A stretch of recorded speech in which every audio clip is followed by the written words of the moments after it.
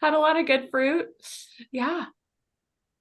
It's just nice to be outside and be warm. Mm.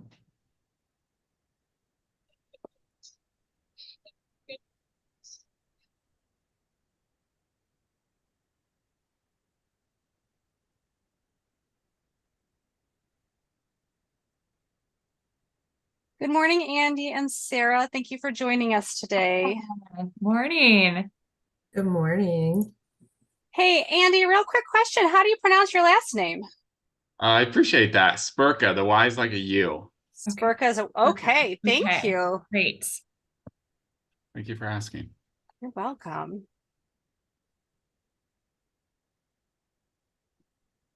So yeah, we are going to start our meeting. If you can see on the screen, we're going to start it at 8:50 today. A little bit of delay. So you guys are going to be up reasonably first. We'll have our co-chairs call on you. And we will have one of our staff members, Eric Williams, introduce the topic and then hand it over to you. Super. Okay. Sounds good. Thank you.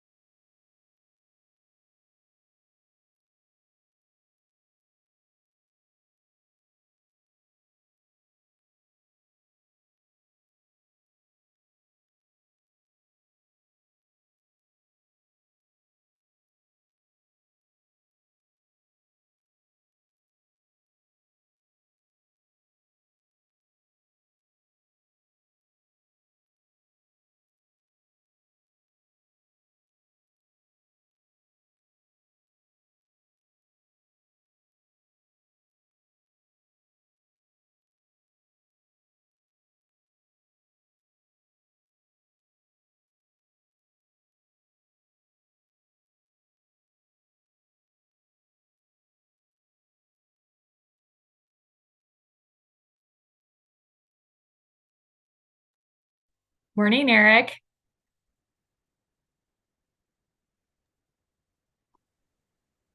Hey, Steph, how you doing? Good. How are you? Good. Another Good. early morning for you. Woohoo. Although not as early as I yesterday. know. I think we are live streamed right now. We are being live streamed. Yep. I wanted to note that Sarah and Andy are on from ODFW, and Andy told us how to pronounce his last name, which you might have already heard from him. Yes. He said Yes. Spurka. Okay, Yeah, perfect. I did. Yes, and I thought that's how it was because I've had meetings with him and Mark has as well, of course. Um, but thanks for that. Oh, great.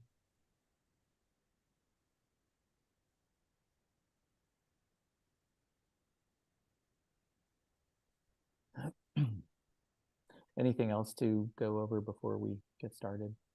Gosh, I can't think of anything else. I'm looking here at our agenda. Yeah, I'm just excited for the strategic plan update. Yeah, same.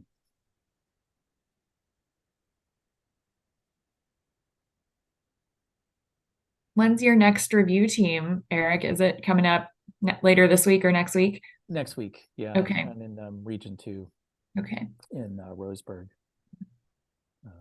for a 2-day meeting.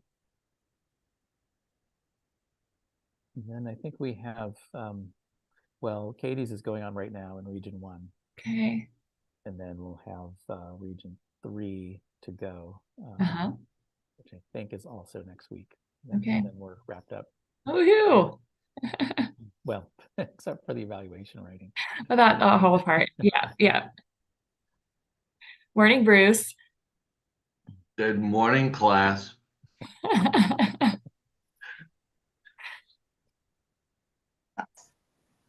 That extra 20 minutes was kind of nice this morning. Thank you. Good. Good. Agreed.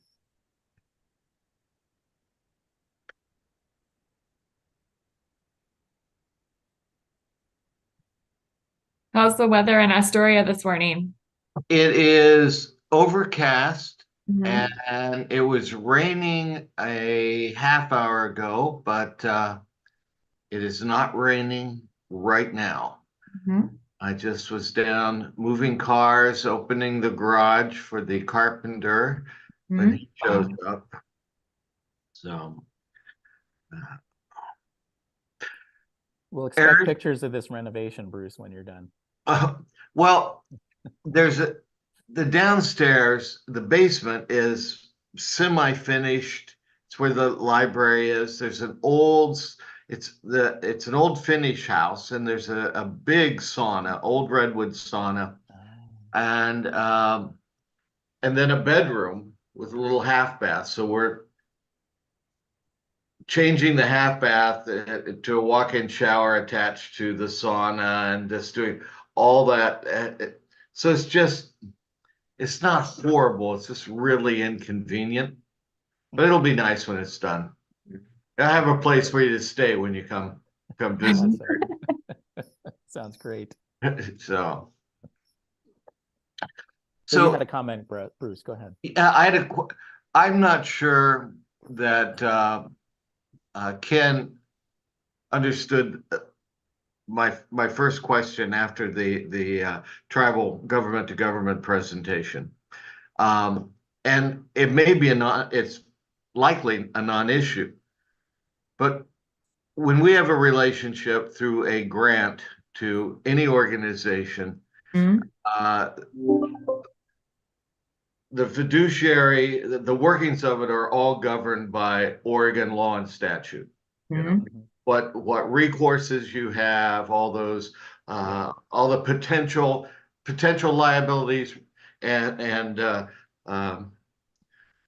does that change when you're dealing with a government to government relationship? It can, and the one place where it frequently does is I believe it's under the part of the grant agreement template that talks about if something is discovered where you were reimbursed for funds and you didn't actually do what you said you were going to do, OWEB Right. can get the money back.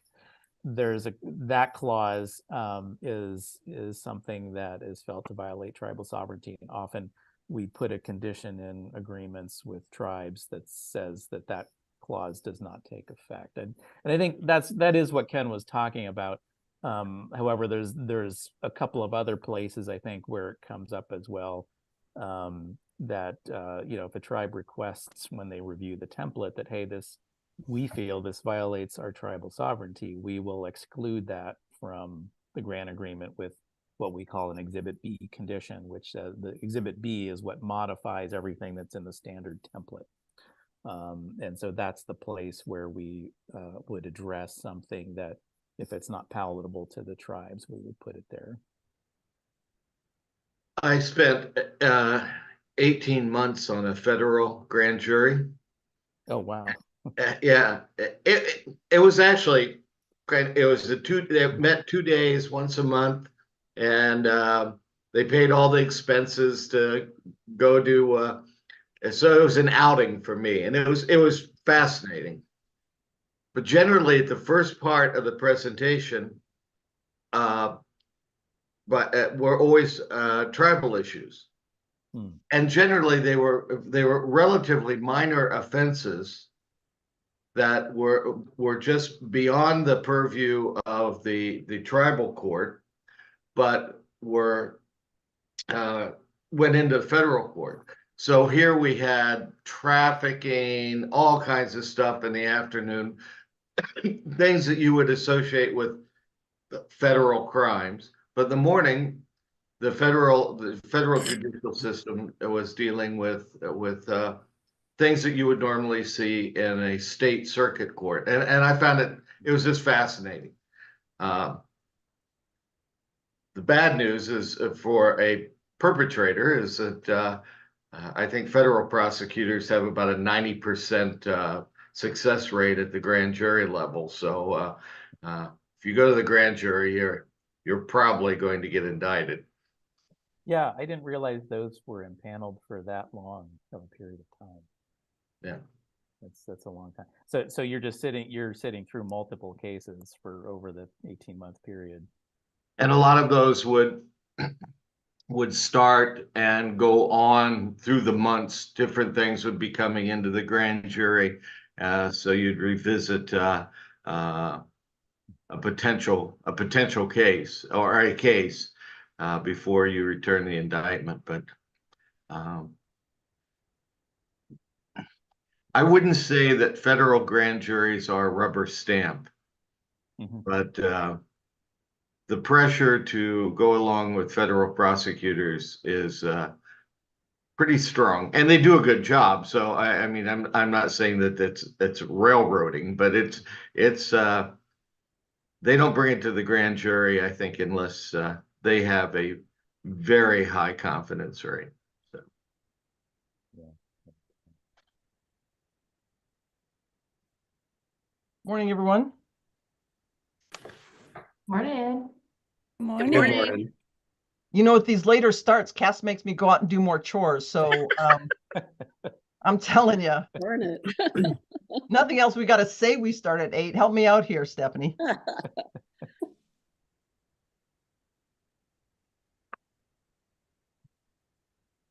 Should have put virtual coffee on the agenda for 8 o'clock. Dan, how was your night? How are you doing today? Doing good. Yeah. Yep. Were you able to get any sleep?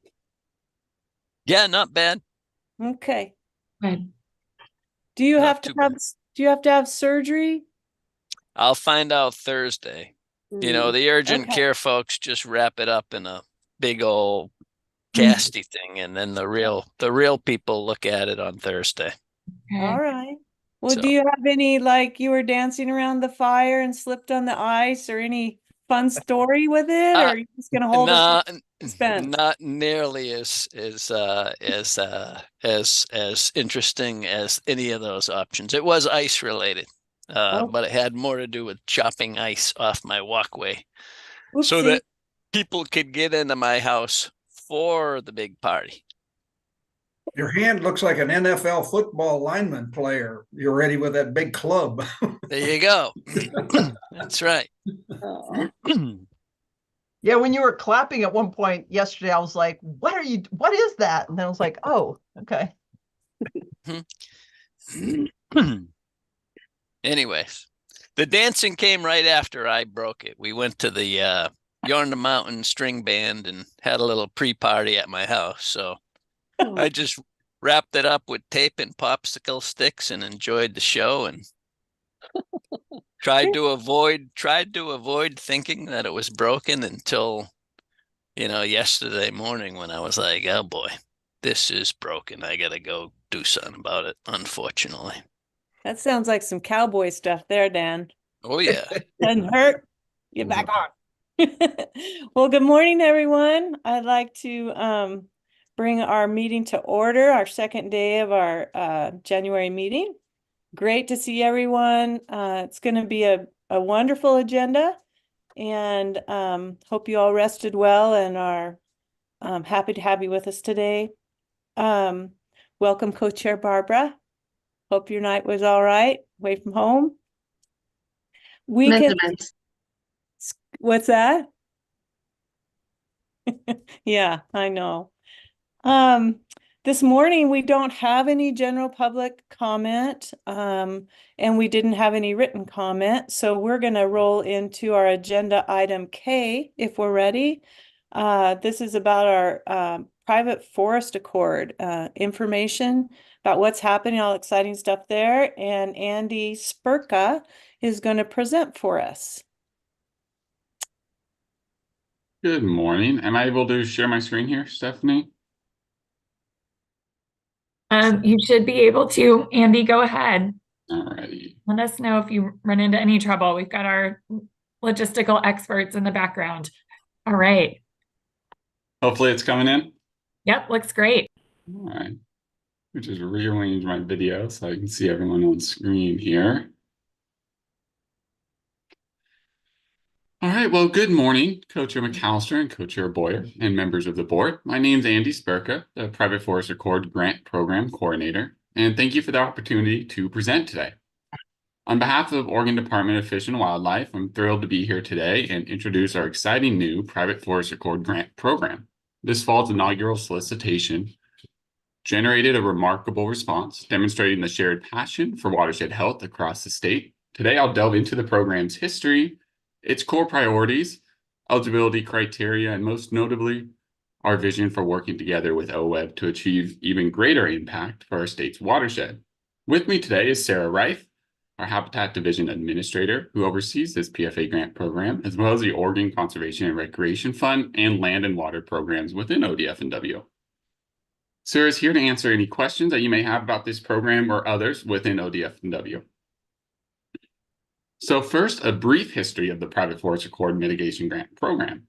In 2021, conservation and timber stakeholders in Oregon forged a groundbreaking agreement, the Private Forest Accord. The goal was to protect aquatic resources and provide long-term regulatory stability for the timber industry. The Private Forest Accord called for increased stream and riparian habitat protections in the Oregon Forest Practices Act, while allowing certain forest practices to continue with regulatory certainty under an improved incidental take permit. Oregon Department of Forestry would seek this take permit from the federal agencies of the U.S.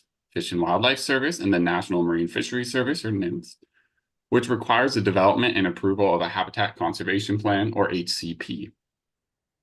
While the increased regulatory protections from the backbone of ODF's Habitat Conservation Plan, the Private Forest Accord also developed a concept for addressing uncertainty and unavoidable impacts. And that was through the establishment of the Private Forest Accord Mitigation Fund and Grant Program. In 2022, Oregon State Legislature incorporated the Private Forest Accord's recommended changes to the Forest Practices Act, authorized ODF to pursue the HCP and the incidental take permit with the federal agencies, and authorized the Oregon Department of Fish and Wildlife to develop and implement the Private Forest Accord Grant Program. The PFA Mitigation Fund was established as a subaccount of the Oregon Conservation and Recreation Fund. The statute required that Oregon Fish and Wildlife Commission to establish an advisory committee and develop a granting program. The stated purpose of the Private Forest Accord Grant Program in both statute and rule is to fund projects that mitigate the impacts of certain forest practices on certain aquatic species covered by the Private Forest Accord Habitat Conservation Plan. Since 2022, ODFW has been full speed in the development of this program through the establishment of the advisory committee, adoption of administrative rules, and launch of our first grant solicitation. The Private Forest Accord Grant Program operates through a strong partnership between the Oregon Department of Fish and Wildlife and the Mitigation Advisory Committee, which you see represented on screen here. This dedicated committee plays a crucial role in the grant process, working closely with ODFW to review department policies and make recommendations to the Fish and Wildlife Commission regarding the use of monies in the fund. Each proposal undergoes a rigorous evaluation by the committee, ensuring only the most impactful projects that align with the program priorities receive funding. The Oregon Fish and Wildlife Commission ultimately are the ones who approve grants and expenditures from the Private Forest Accord Mitigation Fund. To ensure diverse perspectives and a balanced approach, the governor appoints 7 voting members to the advisory committee. These members represent key stakeholder groups, 3 conservation seats dedicated to advocates for species and habitat, 3 timber industry seats representing the perspective of landowners and forestry professionals, and 1 additional seat designated for committee member of the Oregon Conservation and Recreation Fund, given that the PFA Mitigation Fund is a subaccount of OCRF. Additionally, there are 5 key agencies participating as ex officio members, providing valuable guidance and technical expertise, those being the Oregon Watershed Enhancement Board, Oregon Department of Forestry, National Marine Fisheries Service, NOAA, United States Fish and Wildlife Service, and Oregon Department of Fish and Wildlife. Voting members serve a 4-year term. Current voting membership was initially established with shorter variable term lengths to allow the Private Forest Accord authors to assist with the launch of the program consistent with the intent of the Accord, while also establishing staggered terms for the future. The reappointments or replacement of members for those seats will be established as full 4-year appointments. Since February of 2023, the advisory committee has been instrumental in building a strong foundation for the grant program. They have collaborated with ODFW to develop essential documents, procedures, and program priorities, ensuring effective and impactful implementation consistent with the original intent of the Private Forest Accord and with the parallel development of the Habitat Conservation Plan. The advisory committee typically meets monthly, and all meetings are open to the public. For more information on the MAC, we encourage everyone to visit our new webpage, pfagrants.com. So proposals to the Private Forest Accord grant program must be focused on creating a conservation uplift for at least 1 or more of these covered species by Oregon Department of Forestry's anticipated habitat conservation plan. For those watching now and interested in future applications to this program, again, head over to pfagrants.com, where you can find our program's grant guidelines and a one-stop shop for all other tools and tips that you would need to build a knockout proposal for our next open solicitation. In our grant program guidelines, applicants are steered towards the federal and state conservation and recovery plans for the covered species. Project scoring criteria are specifically designed to promote projects that explicitly address the priorities and limiting factors identified in those recovery plans. To help achieve our vision of funding projects that restore habitats and create conservation benefits for the covered species and create resilient landscapes, the Private Forest Accord and the grant program have come up with these programmatic priorities. Each of these priorities of the PFA grant program were crafted to advance the conservation of covered species. Project proposals must demonstrably align with 1 or more of these priorities. The first priority champions the restoration of degraded habitats. Think enhancing aquatic organism passage, increasing stream complexity, restoring stream flows, watershed improvements, and strengthening wildfire resiliency. The second priority can be seen as proactive, safeguarding of land, water, and habitat for the covered species. This focus encompasses proactive measures like easements and strategic partnerships to shield covered species and their habitats from the negative impacts of land use conversion. Habitat enhancement goes beyond protection to active improvement. Work in this category may include expanding stream complexity by adding more coarse woody debris into streams or increasing diversity in the riparian plant community. Threat reduction or elimination involves reducing or eliminating critical threats to covered species and their habitats. Envision invasive species control and removal projects, fire risk reduction, road relocation, minimizing livestock grazing impacts through strategic fencing and off-channel watering systems. Creating new havens for covered species is important. This priority welcomes proposals that expand desired habitats for the HCP covered species, for example, encouraging expansion of beaver-modified habitats for the benefit of HCP covered species who use those early-stage habitats for spawning and rearing. Translocation and reintroduction is also a priority identified by the Private Forest Accord grant program. This addresses the potential need for carefully planned and executed relocations of specific species, individuals, or family groups. But remember, such projects require rigorous collaboration with all relevant federal and state regulatory agencies. These priorities are designed to align with state and federal conservation and recovery plans for the HCP covered species, and we encourage innovative and impactful proposals that align with, again, 1 or more of those priorities. So the PFA grant program accepts funding proposals from all corners of Oregon. applicants are encouraged to think big and think broad. The program allows for a broad range of project types, from planning and designs to hands-on implementation to cutting-edge research and monitoring, particularly when paired with on-the-ground restoration actions. And when it comes to funding, we're all about flexibility. We have no minimums, no maximums, and no required match. However, projects that leverage partnerships and other funds will rank higher in reviews. Most organizations and businesses in Oregon are welcome to throw their hats in the ring. The program is offered to a broad range of applicants, with the only real notable exclusion being individual landowners who are not eligible to apply unless sponsored by an eligible entity. The Private Forest Accord Grant Program is strongly encouraging collaborative projects so that the positive impact can be seen as geographically and biologically significant as possible. And it's worth noting that location isn't everything. Yes, forested watersheds are often vital hotspots, but applicants are still encouraged to apply if their project champions one or more of our covered species elsewhere in the state in a different environment. For example, projects in agricultural land types are eligible. They provide conservation uplift for one or more of the covered species and can tie back to a priority action or limiting factor identified in a conservation or recovery plan. So we're looking for proposals that think across lines, deliver multifaceted benefits, and leave a lasting legacy for the covered species and their habitats. All this having been said, it is important to acknowledge that this program is in its fledgling stages.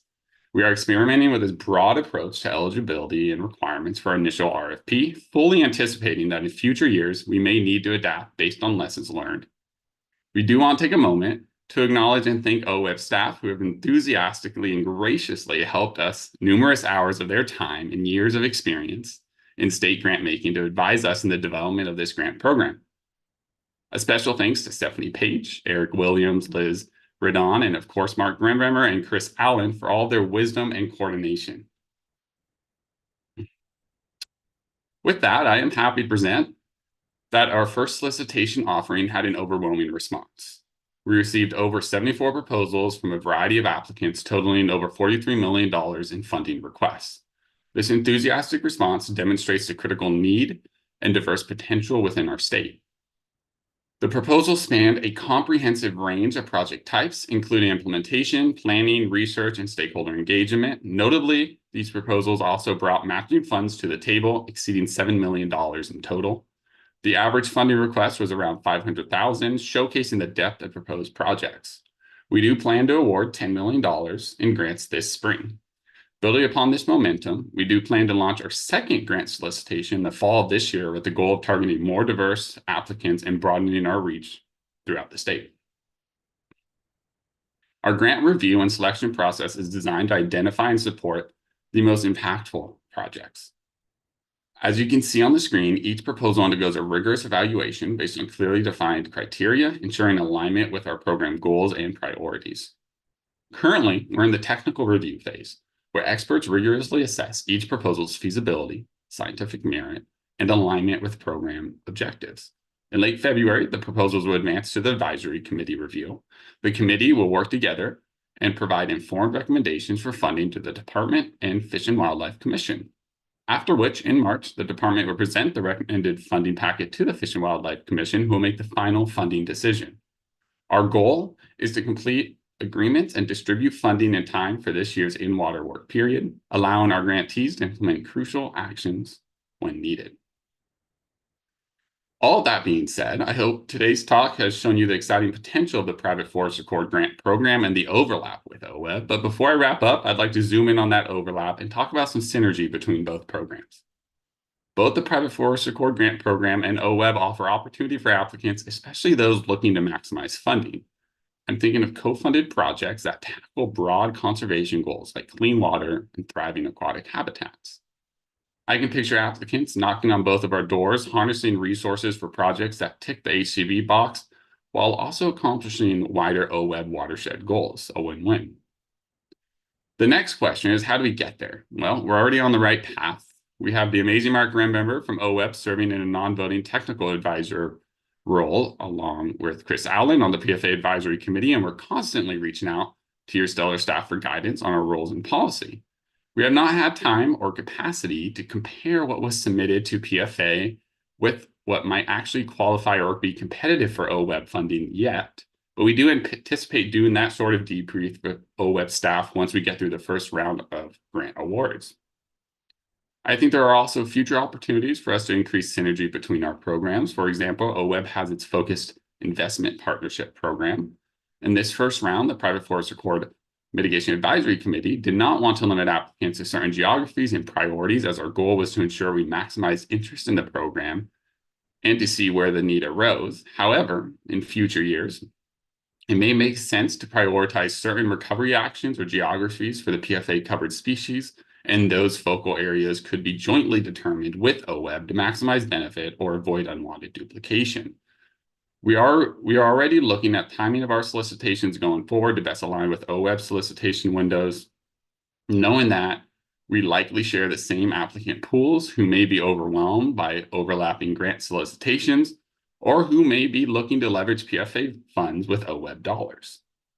We can envision co-producing handy resources that walk applicants through grant selection and eligibility, making these opportunities not only accessible, but streamlined so applicants who apply to one can easily apply to the other. We're also open to OWEB's ideas on how to increase the synergy and complementary administration of our grant programs where it makes sense. And of course, we view this as an ongoing conversation.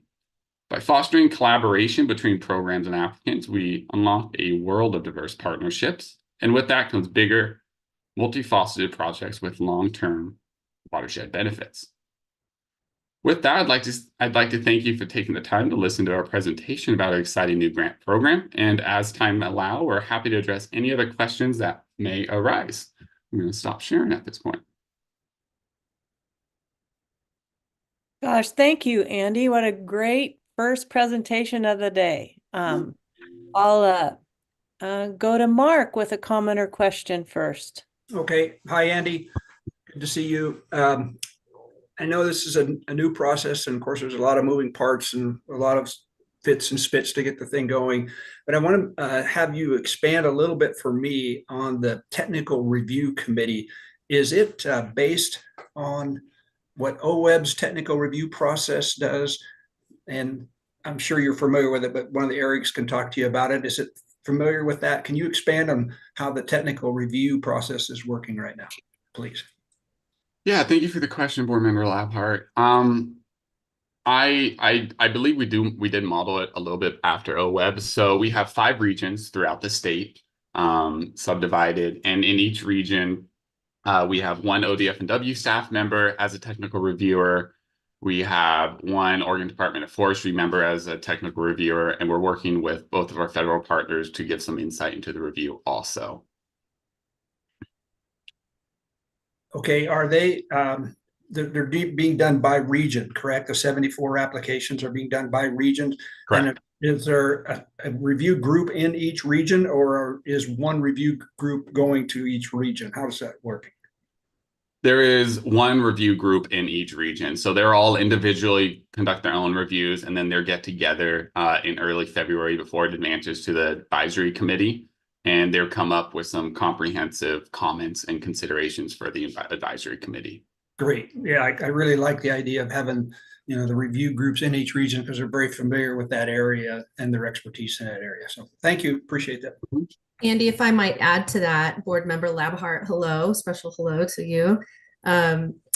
We just one note is that our regions that we're using are not exactly the same as OWEB's regions that you use for technical review. It's based more on where our private forest accord stream biologists are located and kind of their geography and focus area. So the boundaries aren't exactly the same. Okay, thank you. Thank you, Sarah. And hi. Nice to have you join us this morning. Thank you. Good morning, Co-Chair McAllister. Good to see you. Kelly. Thanks. Great presentation. Quick question about the funding availability and the time span of this funding. So how many years of funding do we have? It's going to be annual grants, correct? Are we thinking it's going to be around that 10 million each time? Could you just expand a little bit on that? Yeah, thank you for the question, Board Member Coates. So it is expected to be annually at this time. Like we said, the next solicitation we hope to launch in fall, and we'll readdress next year if we're going to move to twice a year. It is 10 million in this first solicitation. We do expect it to be around 10 million again in our next offering later this fall, and then every year thereafter we'll be hovering around that 10 million mark in anticipation in each solicitation. Great, Jamie. And, go ahead, Andy. I think you are asking about like the time span. I didn't know if that was related to projects, like how long they can apply for. Was that the last part? Actually, a little bit of both. I was just wondering how many years of funding there will be for this. And then also project time span that's great because I know that with a lot of projects, and I love that you guys are trying to get all of your contracts out the door for in-water work this year. That is fantastic because there's not a lot of things that it's hard to do. I know it's hard to do. So it's a goal. But yeah, a lot of projects, apply for funding 1 year, but then, maybe we don't get the contracts in place or, in time. So then they have to actually implement in year 2. So that would be a good thing I'm curious about that too. Yeah, so I can at least answer the first part, and I think I'll ping to Sarah about the longevity of the fund. But we didn't limit project timeline. So we, on average, applicants did recommend a 2 to 3 year timeline we saw in this first solicitation, but we really wanted to gear this towards an applicant-centric offering where, we met them where they needed. So some projects are 4, some are 5. And we'll work with them on that going forward. So there's some reporting and whatnot. But I'll go over to Sarah Wright for the longevity of the fund. Thank you, Andy, and thank you, Board Member Coates, for your questions. Right now, we have roughly 22 million total in the fund, and that is a combination of 2 $10 million appropriations from state legislature, as well as some incoming revenue from the harvest tax revenue that was created through House Bill 4055 in the 2022 legislative session. That harvest tax revenue is set to continue at an annual rate of $2.5 million until the incidental take permit is issued, at which time it's intended to increase to $5 million per year into the fund. The original private forest accord authors report envisioned a state contribution of $10 million per year into the fund. So far, we have received 2 rounds of $10 million from the state. Further appropriation from state legislature into the fund will depend on each kind of legislative session and budget decision making. So the next time I believe that will be contemplated will be in the 2025 session. Thank you. Hey, thank you. Jamie, you have a question or comment? Yeah, and Andy and Sarah, thank you for your great work. I mean, this is whenever we look at this type of work, this collaborative work, it's truly, protecting our natural resources, about our communities, our economies, and also our cultural heritage. So really appreciate this work. I've got a broader question, and it was part of your wrap-up comments, Andy, when you're talking about some of the synergy. And this is for potentially Stephanie, for Andy, Sarah, others. We have overlapping objectives, overlapping work that we're doing.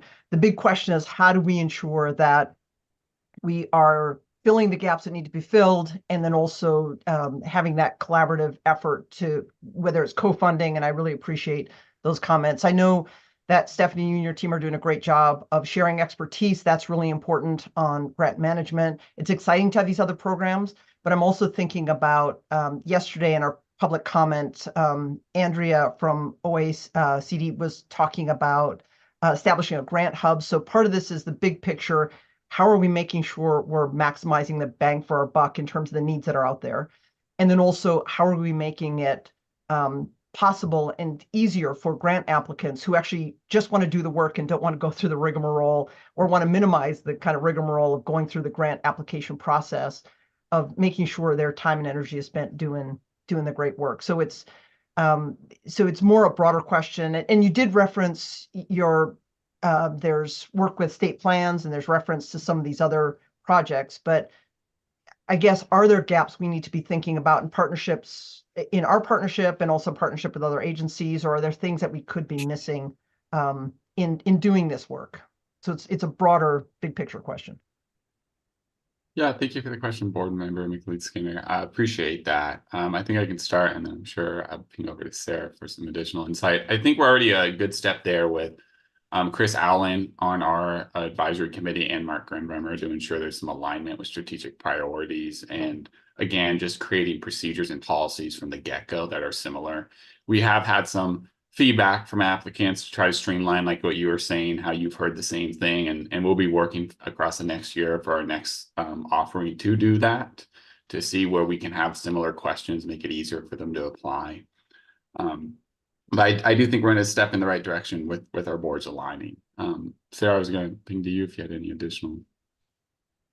Yeah, thanks, Andy. I'm not sure that I have anything to add to that other than we share that desire, Board Member McLeod-Skinner, to make sure we've done that gap analysis and that we are meeting the need where it is, and being very conscientious of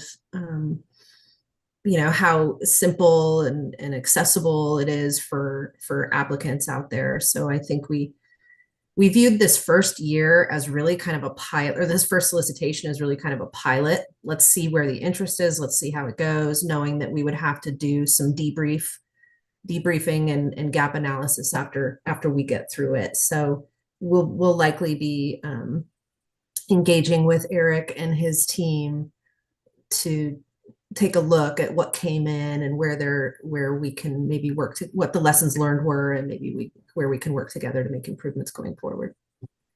Thanks. Thank you. Any other comments, questions?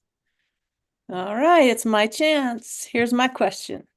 I heard you say that I was surprised, and I think I heard you say private businesses are able to apply. Yeah. However, an ag business that owns the land is not eligible to apply.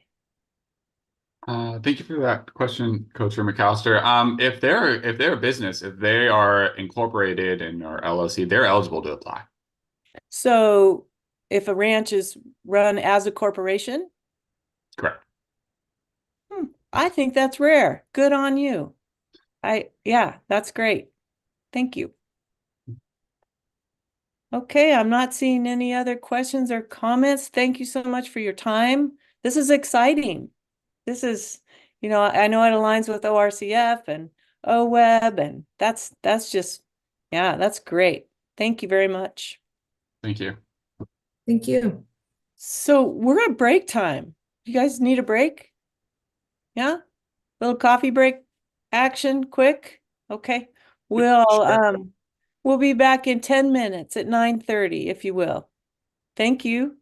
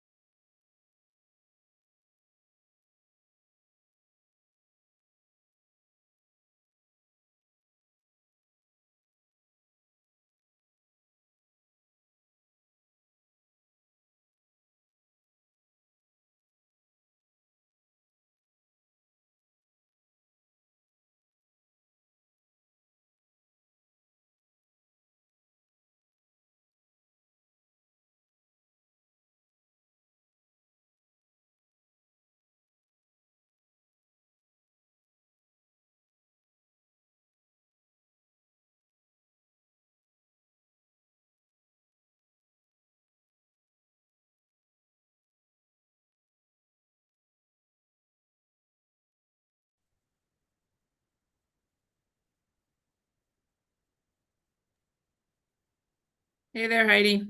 Hey, how's it going? Good. Thanks for being flexible. Yep, you bet.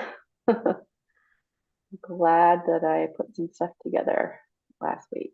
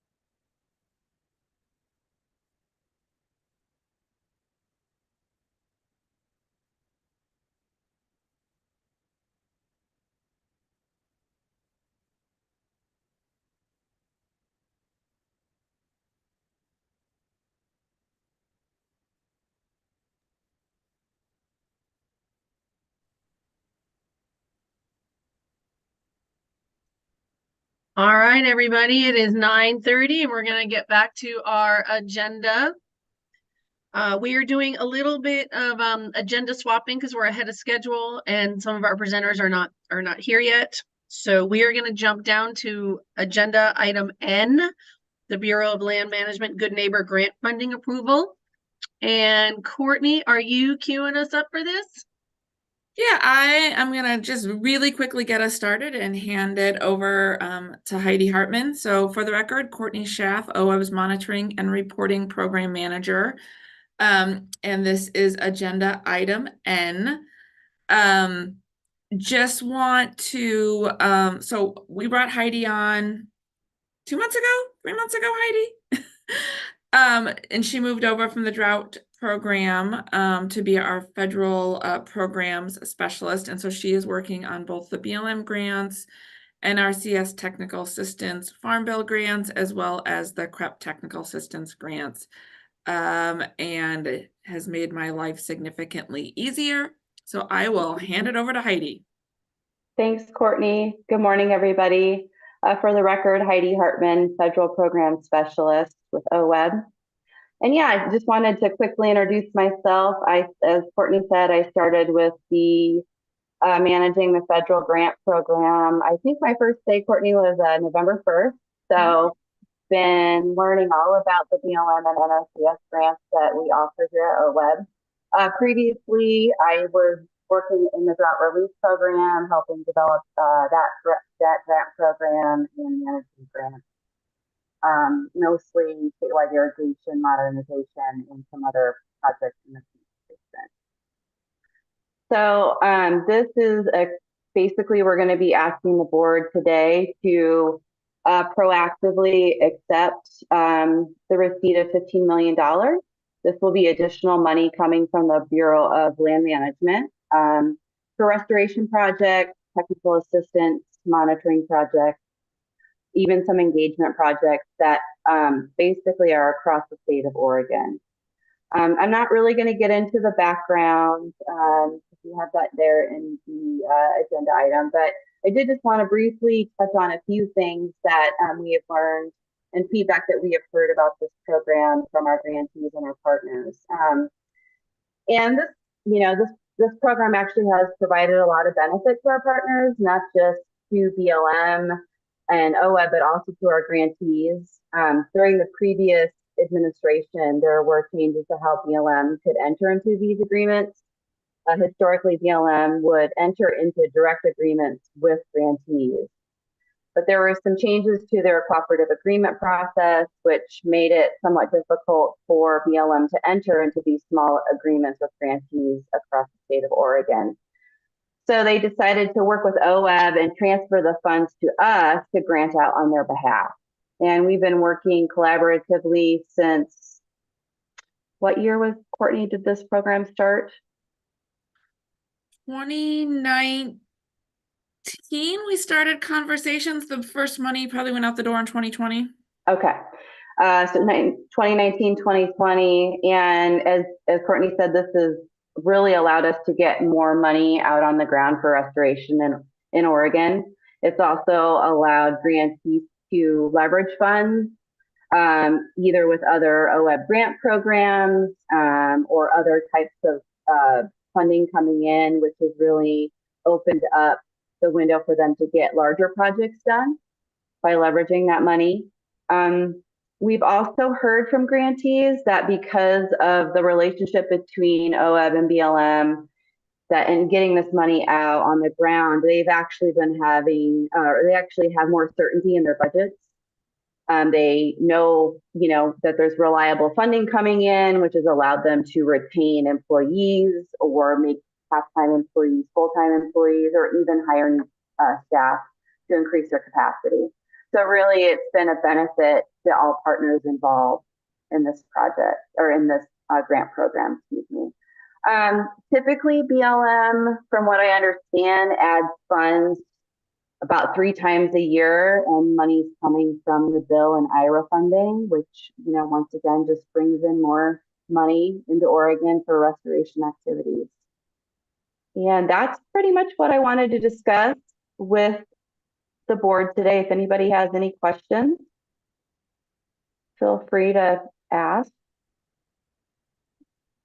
Any questions for Heidi or Courtney this morning? Aaron, you got a question or a comment? Yeah, just a quick comment, of course, from the BLM's perspective. This is really a win-win, I think, for down the line, right, to the local partners and the projects that they're working on. And I mean, certainly for us too, I mean, just I think folks are, how you did a good job of just getting like the streamlining part of the administrative processing component of how streamlined that makes it work for us, instead of having to do individual awards versus individual award, right? And so and I, like I shared during my update yesterday, this is the template that we're going to start taking with some other state agencies. In particular, we're trying to work something out with the Oregon Youth Corps with a similar approach, right? And really setting us up to bring in as much of these bill and IRA funds as we can with these big picture, out of the box agreements. So yeah, because at some point we're, counting the number of contracts and grants that our staff can actually award in any given fiscal year because of the capacity and all of the new money coming in. So this is just a tremendous benefit for us to get the funds out as quickly as possible. And of course, thank you to everyone in OWEB for all of your support of this program. Thank you, Erin. I really appreciate hearing your perspective on this. So thank you. Kelly, you have your hand up. Yes, I was just gonna say I'm prepared to make a motion, but then I saw Meg's hand, so I'll hold off on that. Okay, I'll call upon you after Meg. Thank you. Thank you, both of you guys. So it is a quick question. Is this, I just don't remember the current cooperative agreement term that we're in. Is this the first one of this program, or have we been doing this for a long time and expect it to continue? Yeah, so we originally started with 3 agreements based on the BLM kind of regions across the state. And it was really kind of a test case. We weren't sure how it was going to go. Then we entered into a 4th one, specifically focused on restoration post Archie Creek fire in the Rock Creek drainage along the Umpqua. And then when we started talking about phase 2, BLM requested that we just go to 1 agreement, which again is a lot easier for OWEB staff to manage. So the total agreement can go up to $25 million. When we initially came to the board, again, we weren't sure how well it would go, how much money we'd be putting into it. We just asked for permission to do up to 10 million. Well, we have almost reached that 10 million. And so we're asking for the limitation to go up to the full 25 million, which is the additional 15 million requests that we are doing today. So roughly how many years back is that then when this first whole kind of got started? I think we did the very first awards in 2020. So BLM started talking with us, and then I think we got the initial funds out in 2020. Okay, great. Thank you. Thank you, Meg. Any other questions or comments on this agenda item? All right, not seeing any. Kelly, I will pass it back to you, please. Thank you. Kelly Coates for the record. I would like to propose, I move the board proactively approve receipt of up to 15 million in additional funding from the Bureau of Land Management for aquatic restoration, technical assistance, engagement, and monitoring projects over the next 3 years, and delegate authority to the executive director to distribute funds through the appropriate agreements. I'll second that. It's been moved by Kelly, seconded by Jamie. Is there further discussion? Hearing none, all those in favor say aye, or raise your hand too, and raise your hand. Thank you. Aye. All right. Motion passes unanimously. Thank you, everybody. Thank you. Thank you. So I'll take the next agenda item, Liza Jane, if that's okay, co-chair. And then you can run the last agenda item. So we are going to now jump back up to agenda item L, which is our strategic plan refresh update. And I'm going to ask Eric Williams to give us an update, please. Okay, thank you, Co-Chair Boyer, members of the board. And we are about 5 minutes early, so I'm going to ask a little bit of forbearance as I give you the intro to this agenda item. Not all of our team is online yet. But what we'd like to do in this session, we have a 90-minute work session scheduled for us to take the next step in the strategic plan. And as we talked about last time when we were in Klamath Falls in October, we had done some significant engagement working with our consultant, Steve Patty from Dialogues in Action, to talk through how we might refresh the strategic plan priorities. As you'll recall, we have a 2018 strategic plan, and we felt that the foundational materials that are in that plan, the parts of it that talk about who we are, how we show up, how we approach our work, are still quite applicable. And we had 7 priorities in the previous plan. We wanted to take a look at those and see how we might refresh them, given some of the things that the board has undertaken in the intervening years since that plan was done, particularly along climate and climate resilience, and along equity and environmental justice, as well as some of the things that we commonly talk about, such as working lands. And so we came to you back in October in Klamath Falls with a draft set of priorities, new strategic priorities, refreshed strategic priorities, based on the conversations we had with board members, with grantees, with other interested partners, and with staff work as well. And through that process, we presented 5 draft priorities and worked with you to make some changes to those. We did a little bit of wordsmithing. We added back a priority. In the set of 5 priorities, we had thought that perhaps working lands would be sprinkled throughout the other ones, and based on your input, you decided to have that be a separate priority. And so we added that back in and made some additional changes through that process. And it looks like we've got our team here with us now. I think everyone is here. And what I'm going to do is introduce who's here and talk about how this is going to go. So we have with us Steve Patty, who you met in October, if not previously, with Dialogues in Action, and our staff team, which includes Mark Renbemmer, Denise Hoffert, Audrey Hatch, Rachel Thompson, Jesse Kirshner. And so what we're going to do is walk through the priorities that are in your board book. And for those following along at home, this is the attachment to the staff report that has some further definition around strategies to implement each of those strategic priorities. This is the next step in the process.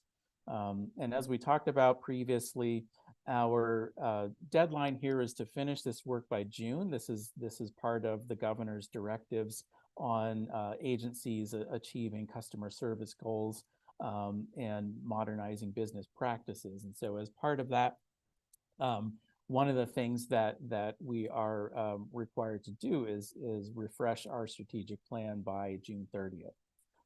And so with this meeting, we're talking about the strategies that start putting some clearer definition around how we're going to implement those priorities. After this step, we will start building the tactics, the actual descriptive tactics that implement those strategies, along with timelines and measures. And so we'll come back to you in April with those specifics. And so now what I'd like to do is turn it over to Steve to talk through how we're going to run this workshop, and then we'll walk through each of the priorities. So go ahead, Steve. Thank you, Eric. Good morning, everyone. As we step into this discussion of the priorities and the strategies, I just want to remind you that we're still at a fairly high level. There's not a lot of detail yet to the strategies, and that's by design.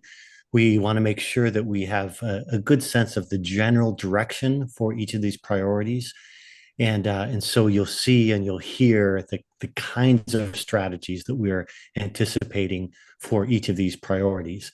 They have yet to be built out into timelines and tactics and actions and benchmarks, outputs and outcomes and SMART goals. All of those things will follow this discussion today. But we didn't want to dive in yet to the specifics until we had a sense from you that this was a good general direction in which to head. So bear that in mind as you review this. The big question is this the right general direction for each of these priorities? And we'll walk through the priorities individually with giving you a sense of the strategies that have been developed by the staff, and then invite you to reflect on at least 3 different questions. What do you affirm about the strategies related to the priorities? What resonates with you and you'd like to affirm? What could we adjust? Is there anything that seems to be a bit askew in your mind that we could realign or head in a bit different directions? What should we adjust? And then what might be missing as well? Is there anything that we're not yet considering? And again, we're not getting into the tactics yet, so there's probably a number of specifics in your mind that we will do subsequent to this conversation. But if there's some general larger areas that we're missing, now would be a good time for us to catch that, so that when we build it out, with specificity, we'll know what specifics to add to this. So what do you affirm? What could we adjust? What might be missing as you hear these?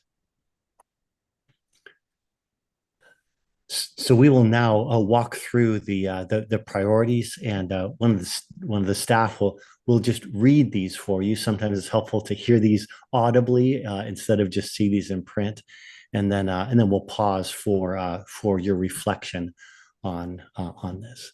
So priority 1. We're going to start with Rachel for priority 1.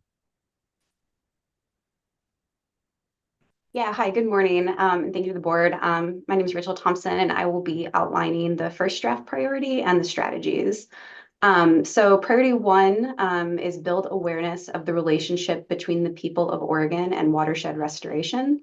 And within that priority, we have 3 draft strategies that I will outline. So the first one is elevate the story about how restoration promotes healthy watersheds. And by this, we mean restoration is crucial to the enhancement of watershed health. While OWEB programs provide pathways for critical restoration to occur on the landscape, there is not always effective communication about the importance and outcomes these restoration acts have on the watershed. This strategy focuses on building communication and understanding about restoration work among communities and decision makers, the stories of those engaging in this work, and how restoration maintains healthy and resilient watersheds.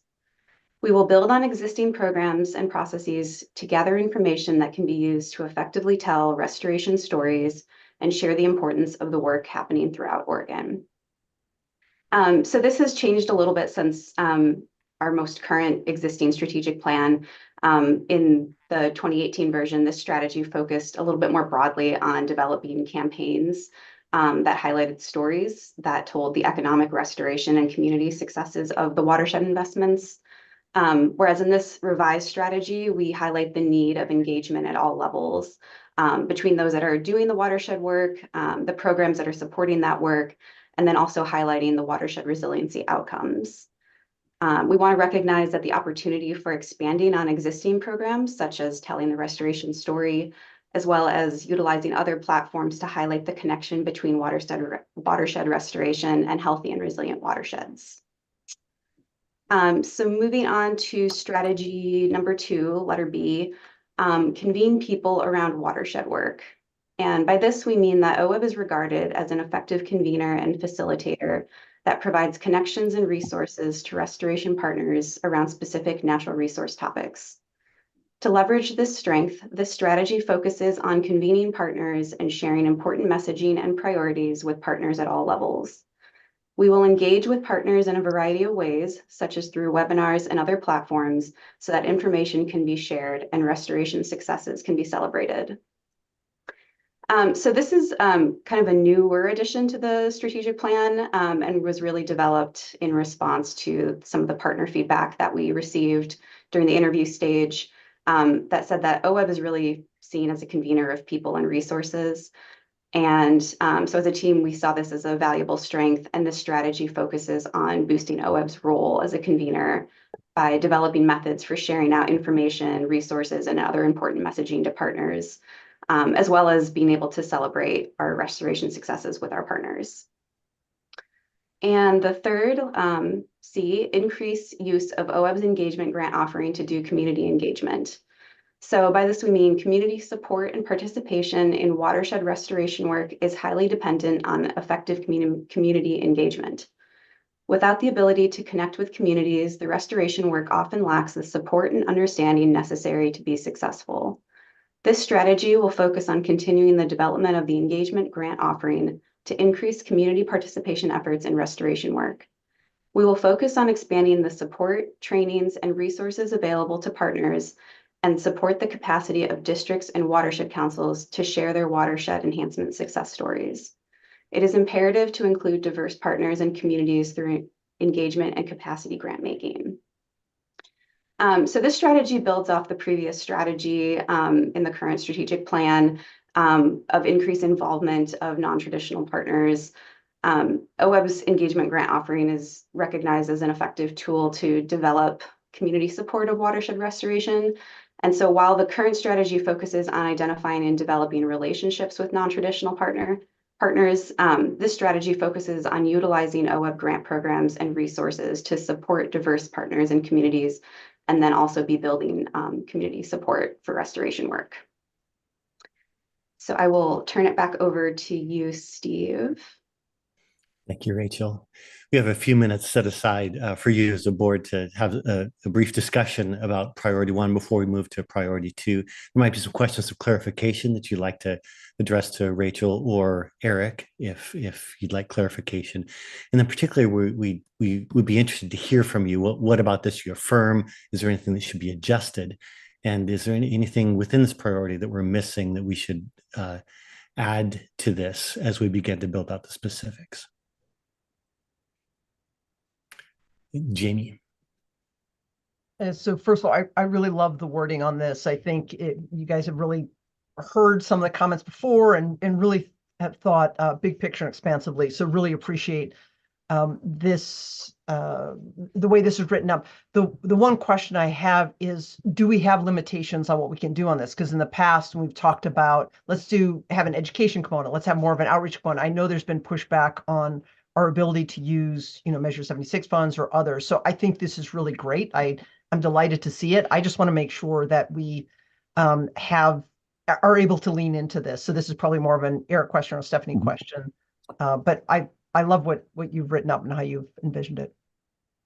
Yeah, thanks, Jamie. That certainly is something we do need to be concerned about, particularly on our grant fund side. Our operating side has a little bit more leeway. The operating funds from lottery that fund some of our staff and administrative work. But in terms of grant making, what we do with engagement grants, and this is where item C there really comes into play, we do have to stick within the bounds of what our constitutional language says around engagement. And between Measure 66 and Measure 76, the authority to do grant making for general education was removed. And so we do not have that authority, you're absolutely right, within Measure 76 to make grants for general education outreach. And so the key there that we look for, and our review teams are well-versed in this, is this engagement that a grantee or an applicant is proposing, is this engagement leading to an eligible restoration or acquisition project? What's the timeline? Is it realistic that they're going to get there? And so those are the questions that we look at in review of those. Things like convening webinars, we do that fairly often, and those really are geared toward the eligible projects under Measure 76. We may have some room within operating funds, depending on staff capacity, to do some of that more general convening work. And I see Stephanie has a hand up too, might have something to add here. Oh, thanks, Eric. No, I think that was great in terms of the boundaries around our engagement grant funding. I think I am interested in folks' thoughts around some of the boundaries around OWEB's role as a convener. I'm glad to see it connected to restoration and specific natural resource topics, but I think historically there have been expectations around OWEB taking a very broad role as a convener in state government. And so I'm interested in some additional thoughts there from board members on some of those boundaries.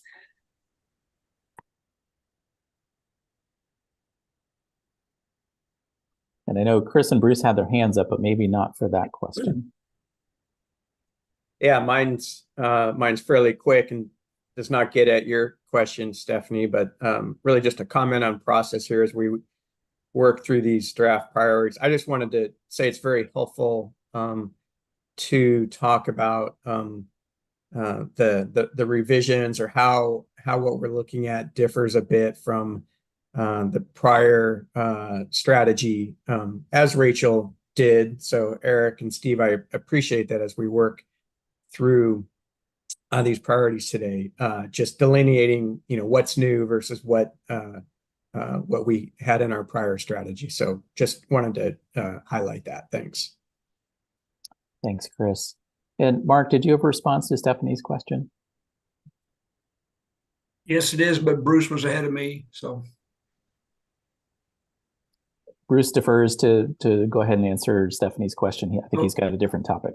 Okay, so I would concur that we are a convener of people around watershed work. And the reason I say that is because of our legislative history. You know, the joke that I use a lot is give it to Mikey, he'll eat anything. That's the cereal commercial. And so that's what tends to happen with OWEB is people see the work that we do, pardon me, the work that we do and how it gets done in an effective, cost-effective manner with excellent results. And so the legislature tends to look at us as, whether we want to or not, a convener. You know, that's been my worry in the past is we don't want to get past the point of where they give us so much that we end up not doing a good job in what we get. So we need to always be cautious of what we take on and what we don't take on. But I think just from the legislative standpoint, I think they see OWEB as an effective convener and facilitator for watershed related work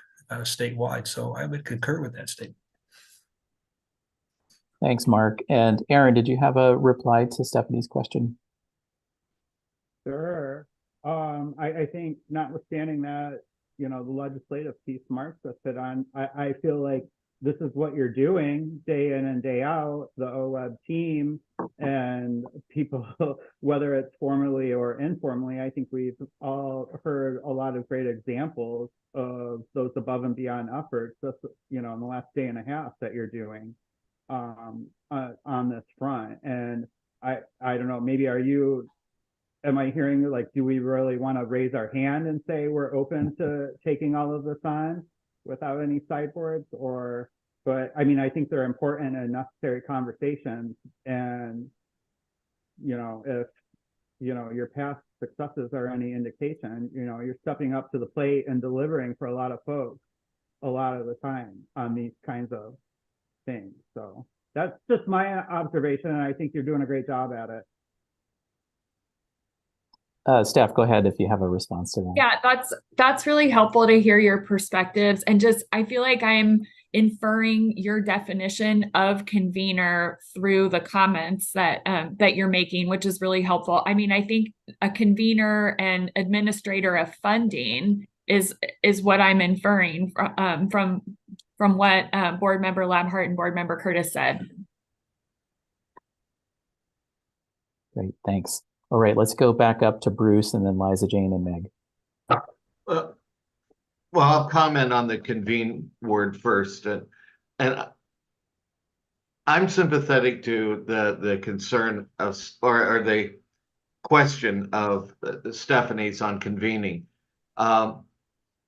We encourage, we support partnerships, we do a lot of things. But I'm not sure if it rises to the level of the definition of convening. So I think everything, all those actions that we take,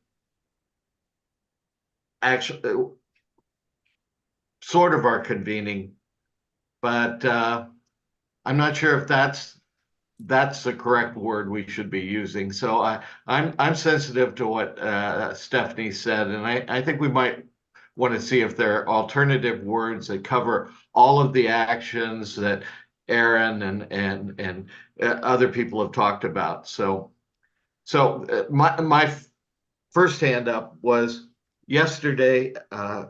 Jamie mentioned when we were talking about the DEI EJ draft, about the need to have something in that talk to explain that we were working with all and for all Oregonians. So my question to Jamie is, based upon what you said yesterday, do you feel that we have enough emphasis on priority one to cover that important notification that what we do is to cover the entire population of Oregon, all of the watersheds, or should we look at strengthening that some way? Thanks. Thanks, Bruce. And we do have another priority that gets into that. And Steve, okay. I'm sorry if I cut you off there. No, I was going to say that as well. Just a footnote to that. Priority 2 is specifically about that. Great. Liza Jane. That's a lovely segue. I'm going to take advantage of letting to answer Steph's question. What I hear is asking the difference of, do we actively go out in order to convene, or do we do our work and when asked to fill that role in one way or another, do we do that? Is that different? Is that what I'm hearing?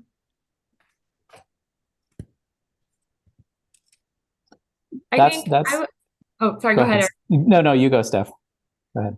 I was thinking we've played a role in facilitating conversations around, for example, partner agency initiatives or broader natural resource problems. And I think that is probably, those are a couple of examples of what I was specifically interested in folks' thoughts about is OWEB the best home for some of that work? I think what I've been hearing so far is you see our role as a convener or whatever the right term is, very closely tied to the grant administration work that we do and the natural resource projects that we support and the grantees and partners that we support. Yeah, okay, I understand that. And I think there's a big difference in when we are asked, then we decide if that's a role. We don't make it as really a priority, because it isn't, you're right, it isn't the mission of OWEB, but we do it really well because we've been at it a long time, and OWEB has done it, created respect and trust. And so we'll continue to be asked, but I don't, I am concerned when you try to do too much, you don't do anything well, and that we stay focused on what we do. And then there is opportunities where being a convener is helping us support our goal. But I wouldn't support our efforts to go too hard that direction. And then my question is, that I started with, when we were reading priority 1, I kept thinking, is it possible, did you consider priority 1 and 2 are so close to being the same? If you talk about the relationship between the people of Oregon and watershed restoration, and then you talk about engaging in the diversity of Oregonians in the work, people and diversity, like, is there the diversity of the people in Oregon? It feels like we're separating again, when really our efforts could be very inclusive, or we put that language in priority 1 and as it is in priority 2. Have we played with those thoughts? Look at those hands. I'm going to be quiet now. And we probably have about 3 more minutes allocated to priority 1. Just to Liza Jane's point, we have talked about that quite a bit as to whether or not something stands on its own or is kind of spread throughout and included in the priorities. And I think in this case, and also the case of Working Lands, it's a little bit of both. And I think there was a strong enough support to identify priority 2 on its own, as well as the Working Lands 1. And it doesn't mean that the philosophy behind it doesn't inform the other priorities, I think is how we looked at it. Let's go to Liz and then Kelly. Okay, thanks, Eric. I just have a thought, and it goes back to, Eric, what you were saying when we were talking about engagement, and that it has to lead to an actual project, and I'll just use my own words, accomplishment.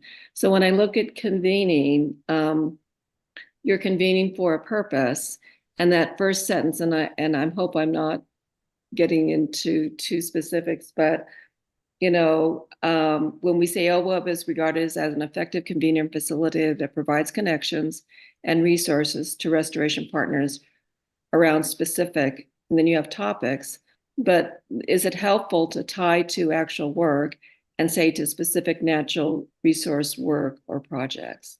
And then it's a stronger tie to the land, and you still have your convening, but it's very focused on the strength of what OWEB does. an actual, conservation and restoration of the land. So that's just a thought. I don't know if we want to stay higher level in this workshop or not, but no, I think, Liz, I think that's right on. I think that matches up with where Stephanie was going too. And I think we can alter that language that says specific natural resource topics to talk about specific eligible restoration and acquisition projects. I think that gets us there. Okay, thank you. Kelly. Yeah, thanks. Couple of thoughts that I have about this one. So, in looking at convening, in my mind, it's, is OWEB committing to convening or is OWEB committing to supporting?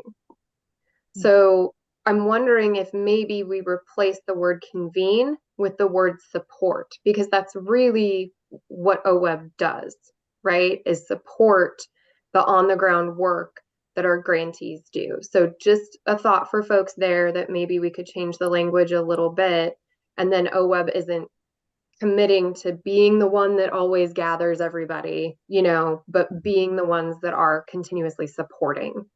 And then under item C, where it says,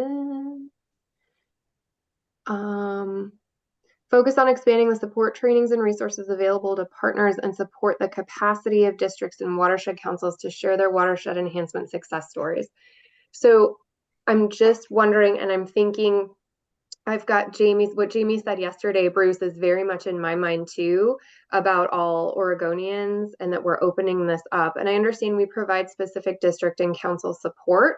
So maybe this is too much, but I'm wondering if we want to just say, expanding support trainings and resources available to partners to share their watershed enhancement success stories, as opposed to just narrowing it to councils and districts. But I understand why councils and districts are in there, because we specifically provide capacity support for councils and districts.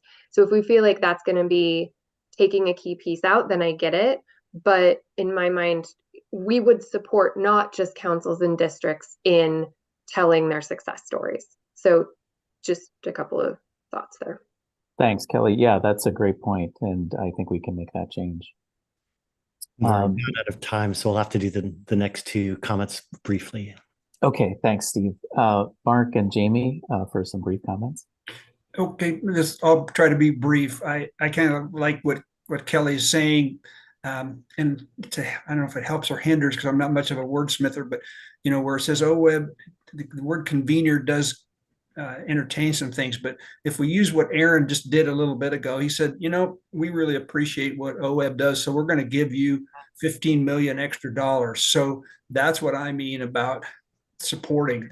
They see the progress that OWEB does, and said we're going to support their efforts around facilitating and providing the connections to resources. So, maybe it's support projects around watershed work, support people around watershed work, but that's where I see where we are. And if convener is getting us tied into, well, we're going to be in charge of everything, then I don't think that's where we want to go. But somehow we want agencies to use us as a conduit for putting money on the ground in an effective and cost-effective manner. So. Great. Thanks, Mark. I think we've got that one. And Jamie. Yeah, and just to comment, I appreciate that we're always time limited, but this is a very foundational document. So making sure we invest some thought into this, I think, is worth spending the time. A couple to both Bruce and Stephanie's question. Stephanie, you said something about community administrator. I also see OWEB, especially our commitment to some of our inclusivity, as potentially being an elevator of other voices. And if OWEB does not do the convening, who does? That my concern is we leave a gap, because this is important work statewide. And when I see priority one as I'm reading it, I see it as really leading to the other priorities. So it being distinct in that it explains why this work is important, so that others will engage and invest in the other things we're looking to do. And I thought Liz's comment was really interesting about telling the story, but we're also providing some of the tools. I think the climate tools we provided, so our partners could engage, but not just with our applications, but better understand the potential impact of their work. And so I don't know if that providing tools or making tools accessible is somewhere else in the priorities. And then just lastly, and I've said this piece before, but I really see this first priority as tying into a saying by a West African elder that I think is really profound, but I think is important in the work we do. And it's specifically, the quote is, "In the end, we will only protect what we love. We will only love what we understand. We will only understand what we are taught."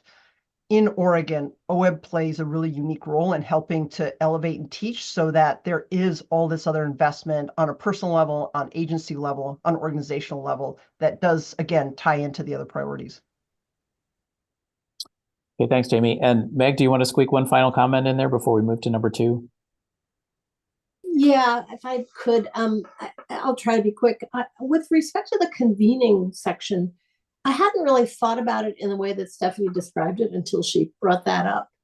And it makes sense to me to kind of think about it in those terms. I think what we're talking about is kind of broader than the way it's described in subsection B. I mean, like I would take out the reference to webinars and other platforms, because I think what we're talking about is significantly broader than that kind of outreach. And it so if what we're talking about is kind of the broader role that OWEB has seen in recent years around related work, but not specifically the kind of work we had been doing, legislatively directed work. If we're talking about that in the convening section, I think I like the idea of kind of leaning into that, but just as a matter of the way it reads, I would take out the webinars and other platforms because it suggests a narrower strategy, I think, than what we have in mind. 2 cents. Right. Thanks, Meg. And Steve, we really do have to move on to number 2 here. Do you have something very quick? Use the word connecting instead of convening. Okay, great. Thank you. All right. Thank you for that input on priority 1. I think we've got clear direction there. We're now going to move to priority 2, and I'll ask Denise Hoffert to guide us through what's on the page. Good morning, members of the board. Denise Hoffert, Partnerships Coordinator, and I work primarily in our Focused Investment Partnership Program. And I'm here to introduce Priority 2 and the associated 3 strategies. So Priority 2, engage the diversity of Oregonians in watershed enhancement work. And this is a departure from the 2018 strategic plan in that we've expanded this definition. In the previous version, this was really focused on the leadership of Oregonians engaged in watershed work. And now the priority is expanded to really engage the breadth of Oregonians who participate in this work. So strategy A, expand OWEB presence throughout Oregon. OWEB partners appreciate being connected with the agency in person. Under this strategy, OWEB staff and board members will continue to travel around the state for board meetings and field visits and make space for face-to-face interactions. OWEB staff will increase the agency's presence at conferences and similar events that attract local watershed practitioners and prioritize spending time with partners locally. And this strategy was not in the 2018 strategic plan, but this is in response to feedback that we received both from staff and from our partners who we talked with when updating the plan. And this is really in response to the challenges that we've all faced coming out of COVID, and a recognition that there's a real desire to connect in person again, and to be out on the ground and out in the field. And I think that those board members who've been able to join us at board meetings since 2023 or 22, when we've been able to get out on field visits at our board meetings out in Eastern Oregon, to get out to Wallowa Lake, in the Klamath, to go out to the Klamath Dam removal projects. Just really, we can see that value and our partners see that value. And so including that in the strategic plan, the recognition of the importance of those face-to-face interactions. Strategy B, increase diversity and inclusion through improving access to our programs. Our grant making needs to reflect the diversity of Oregonians. We will continue to assess who is engaging in our grant making and foster connections to expand the grantee and grantee partner pool. We will assess our eligibility and evaluation criteria to increase inclusion and make the grant application process more accessible and reduce barriers to entry. We will engage with partners to collaboratively assess whether existing evaluation criteria preclude projects on working lands and urban areas that restore and enhance watersheds. We will continue to provide applicants with individual training. I'm not in control of this slide. Respond to requests for examples of successfully funded projects and connect new applicants with current grantees. We will expand outreach on grant programs and provide simple, clear language for public consumption. We will continue to identify areas where application or grant requirements can be simplified and streamlined. And this is a little bit of an expansion on what was in our 2018 plan. And again, really listening to feedback from partners about the need for continuing to evaluate opportunities to decrease the administrative burden of our applicants. And we've received a lot of feedback, and we've been working actually already to incorporate that feedback. And you all have been hearing about that process that OWEB staff have been engaged in to revamp some of our application templates and to just to reduce that administrative burden. And then strategy C, engage organizations that have not traditionally been involved in watershed restoration work. We will grow capacity for delivering strategic restoration programs at the local level by investing in tools and capacity necessary to broaden the array of entities engaged. We will learn what resonates with organizations not typically engaged in watershed enhancement to help attract and build ownership in restoration by demonstrating the value to the respective organizations' missions and values. And this is an area that was identified in the previous strategic plan and continues to be an area of learning and of growth for the agency.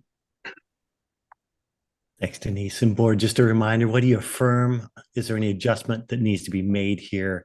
Are we missing anything? And your comments, particularly on a strategic conceptual level, are really helpful for us. Eric will walk us through this discussion. All right, go ahead, Mark.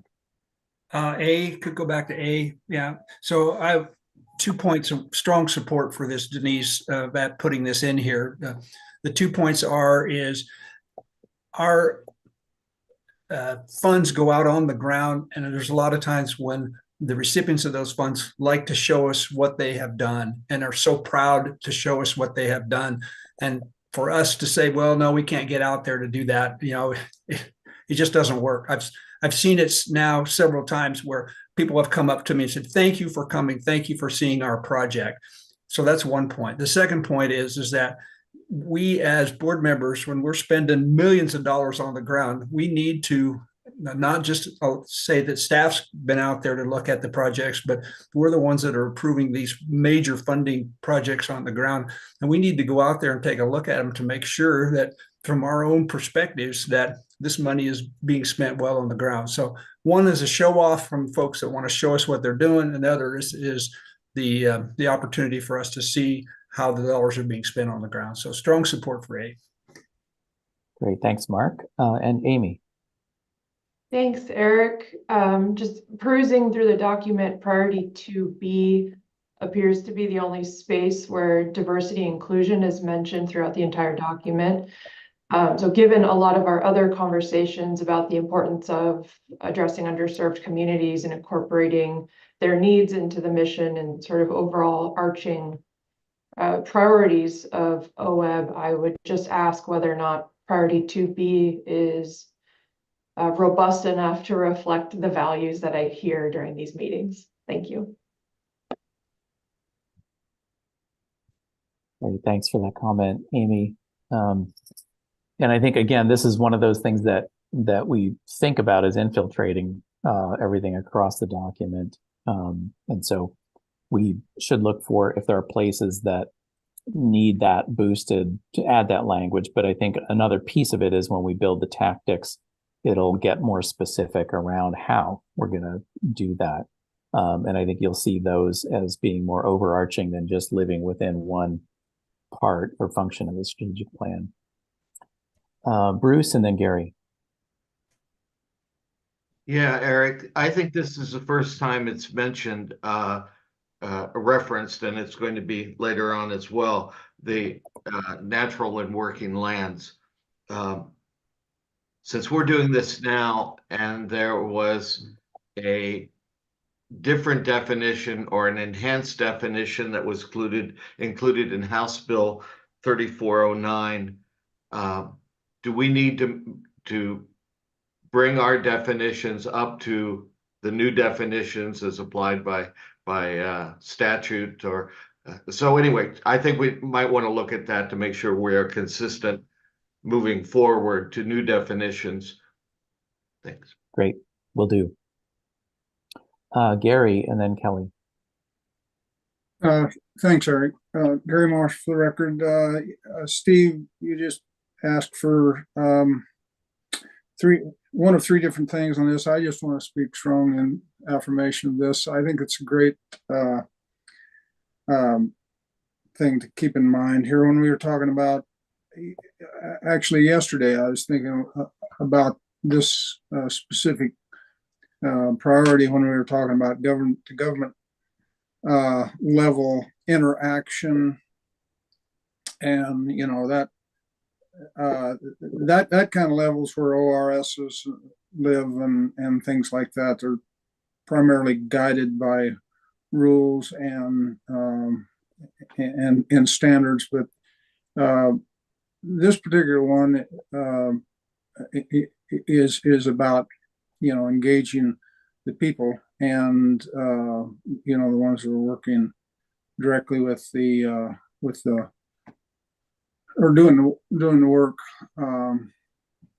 and so it's I think this priority is really an important one to keep in mind here. So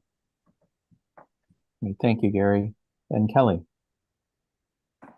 Yeah, can you scroll down to C? Sure can. So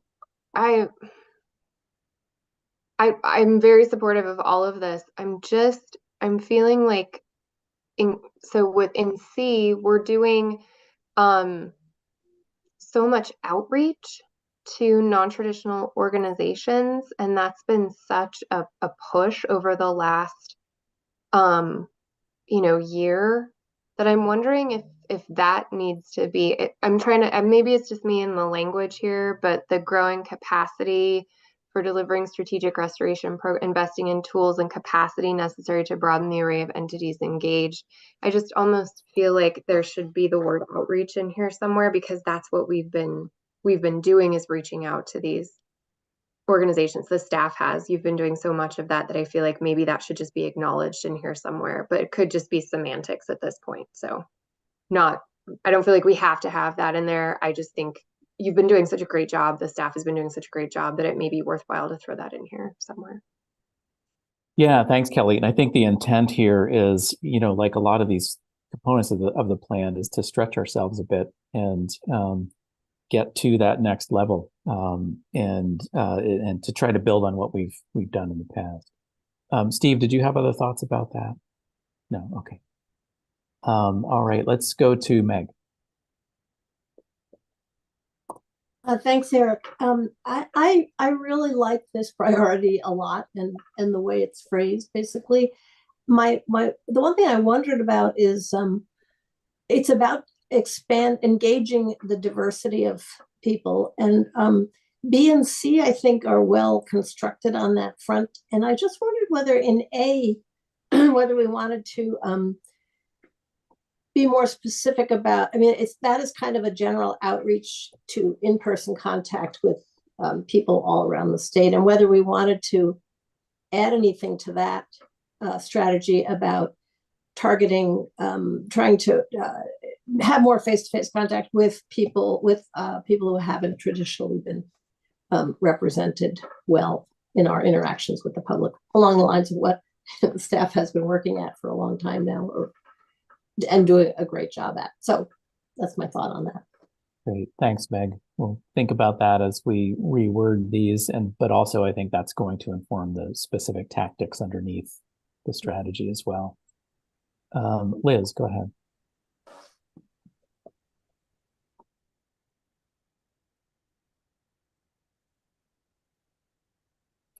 You are muted, Liz.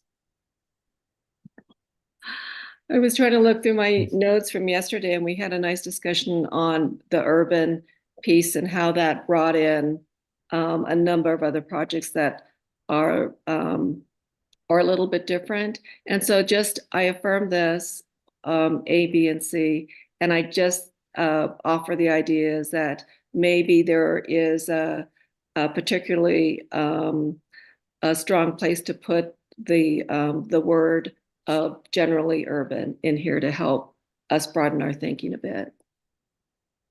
Great, thanks, Liz. And we will be talking quite a bit about that on Priority 5, for sure. All right, anything else before we move on to Priority 3? All right, seeing none, I'll ask Mark Grenbemmer to walk us through Priority 3. Thank you, Eric, and good morning, board members. For the record, Mark Grenbemmer, Region 2 Program Representative down in the Great Southwest region. So the 2018 strategic plan under Priority 3 had 3 primary strategies that highlighted the importance of effective partnerships in promoting and achieving watershed health, recognizing that partnerships that engage a broad range of stakeholders are more inclusive, equitable, and effective. In this endeavor, OWEB took on a support role, learning from successes and failures, investing in partnerships, and being champions of effective partnerships. In this strategic plan refresh, we would evolve the role into 2 strategies geared more towards directly bolstering capacity support and creating more stability and certainty in delivery and access to tools to foster long-term capacity development and support while promoting the themes of effectiveness, equity, and inclusiveness. So what did we end up for Priority 3? So Priority 3 is strengthen and leverage community capacity to achieve healthy watersheds. Strategy A, develop supports to sustain the capacity of partners. What do we mean by this? What we mean is working to improve the health of Oregon's watersheds is most effective when the ability to undertake the work is recognized and empowered at the local level. Finding funding for the human side of a restoration program is difficult outside the traditional project-by-project approach grantors typically use. Successful restoration requires a concerted effort with stable, long-term funding necessary to form relationships with landowners and to design and implement and monitor projects. Without stable funding, long-term planning cannot effectively occur. Under this strategy, we will expand the reach of capacity funding to provide stable and predictable funding that supports project development. Long-term staff supports for partner organizations are required to sustain viable restoration programs. The second strategy, Strategy B, would expand training for partners.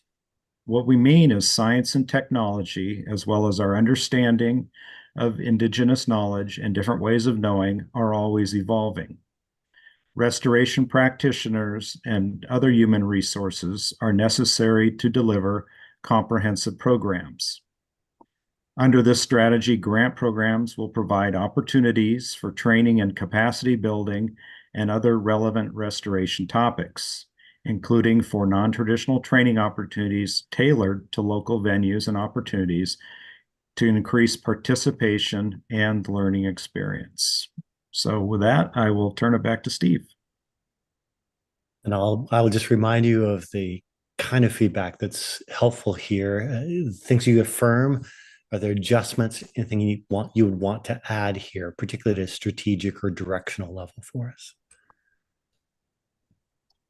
All right, let's go to Kelly. I just want to say that I really, really like how both A and B are phrased. I really appreciate this, and I really affirm this. So I don't have any edits. I think it's really good. Thanks much, Kelly. And really, it's a direct result of a lot of board conversations with all of you. So thank you for that. Bruce, go ahead. Yeah, thanks. I really like B. If we changed the words A and B, if we changed develop and expand to fund training for partners, which is what we do, it all makes sense to me. I continue to worry about A. If we increase, I recognize the importance of what we're doing there, and this is the ground. This would be the ground, the basis for increased funding on capacity at the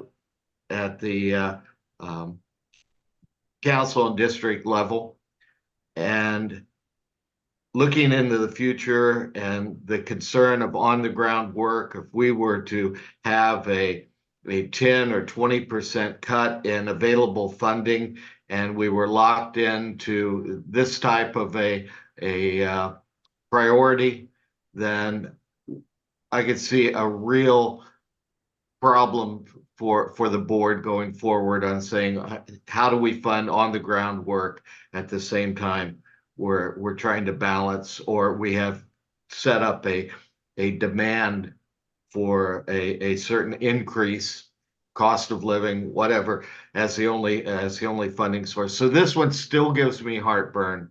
Not that I think we shouldn't fund, but locking in at a certain level and not expecting watershed councils to look for other funding sources. This scares me long term. Thanks. Thanks, Bruce. Liz. Think myself. I just have to just support Kelly in her in what she had said, and especially that B, science and technology, as well as our understanding of indigenous knowledge and different ways of knowing are always evolving. To me, that's just poetry. And I just love that wording. So kudos to the folks that worked hard to get it there. Great. Thanks, Liz. Jamie. Does this include the collaboration with other state, local, federal agencies? We just had a presentation talking about that overlap and coordination. I would have assumed that this one would cover that, but this seems to Bruce's point, kind of double down on one specific area without, when I see leverage, I think of helping to bring other resources into a higher objective, and I'm not sure I'm seeing that here.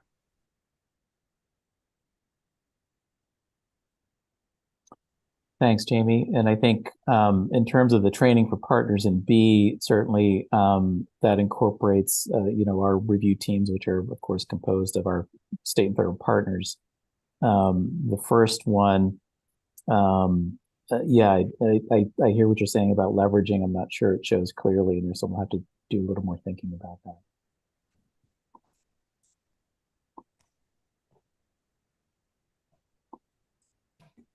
All right. Anything else on priority 3? All right. If not, we're going to move to priority 4, and I'll ask Audrey Hatch to take us through that one.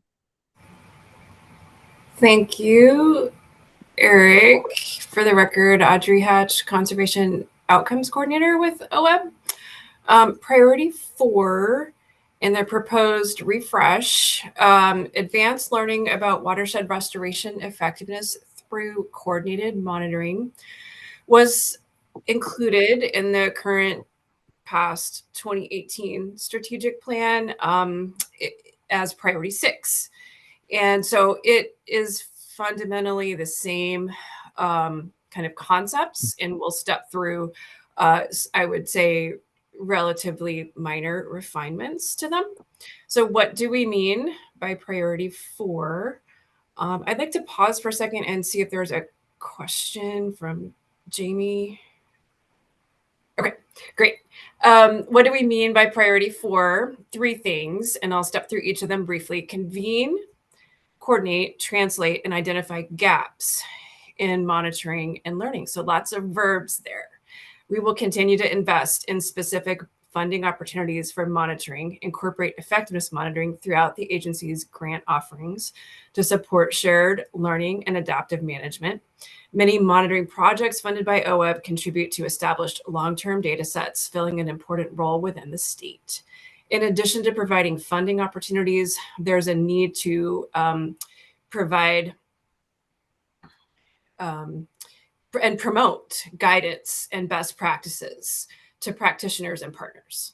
So this strategy recognizes that emerging need to monitor effectiveness in pursuit of climate as well, and really promote the results of that learning.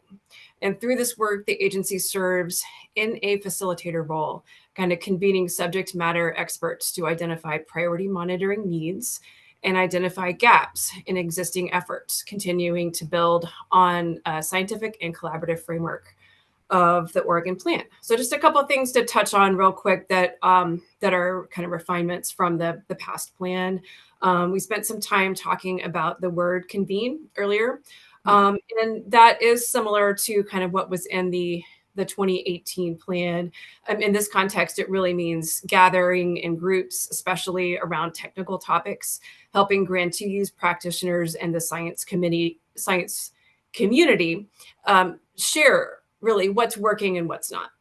And this priority continues and clearly recognizes how effectiveness monitoring is really woven throughout the agency's grant offerings, including open solicitation, as well as FIP effectiveness monitoring, which includes specific work around progress tracking.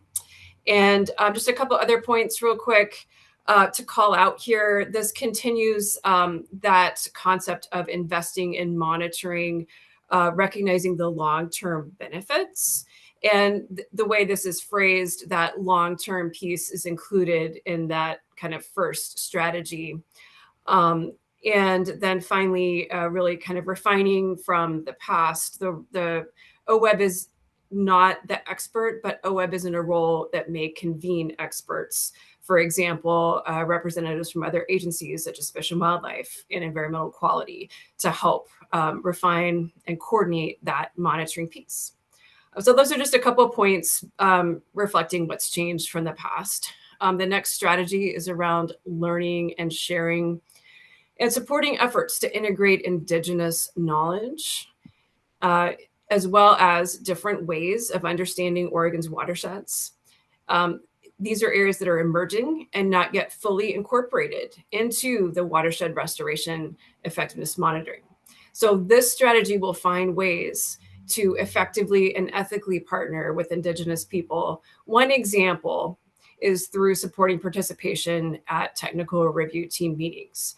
The results will help create a shared future of healthy lands, waters, and communities. So I just want to pause and highlight 2 things here. One is, I think, really expanding the intention to integrate Indigenous knowledge and different ways of knowing and understanding. That piece is, I believe, was in the past 2018 strategic plan, but it's called out here, elevated a bit, if you will.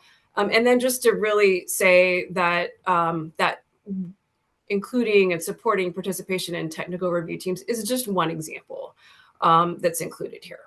And then quickly, I want to touch on the third kind of strategy here under this priority 4. So strengthen knowledge management and learning capital approaches.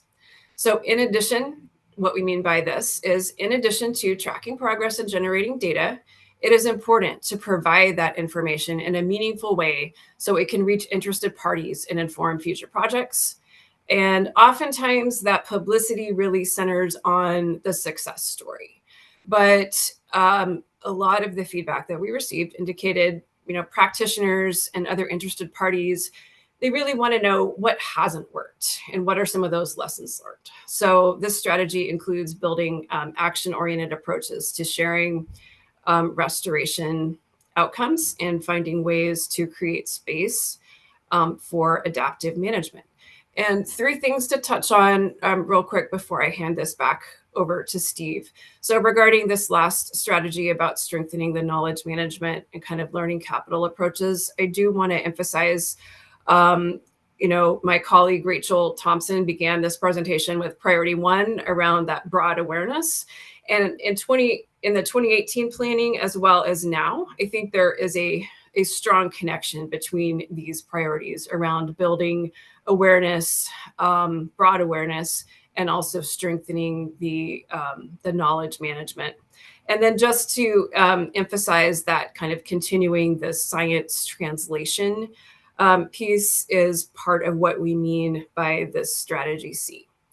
And then the last point that I want to make before I hand this back over to Steve, kind of looking at the past strategic plan and this priority, a couple of things that were included in the what we mean a few years ago, but are not included now, are around defining monitoring priorities and developing and promoting a monitoring framework. And so just to call out that those are not included, there was conversation around how that work is happening, but it is not centered around OWEB. It is happening in coordination with tribes, with other state and federal organizations that are working on setting specific objectives and priorities for measuring success.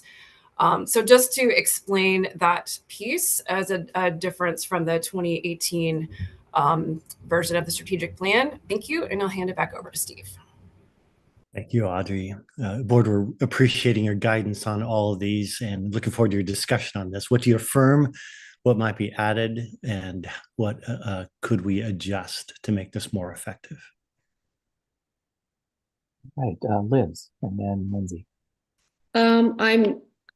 I really like the path that you're going here, but I'm conflicted a bit in the separation out from A and identifying the gaps and the wording on science, and then the indigenous knowledge piece in B.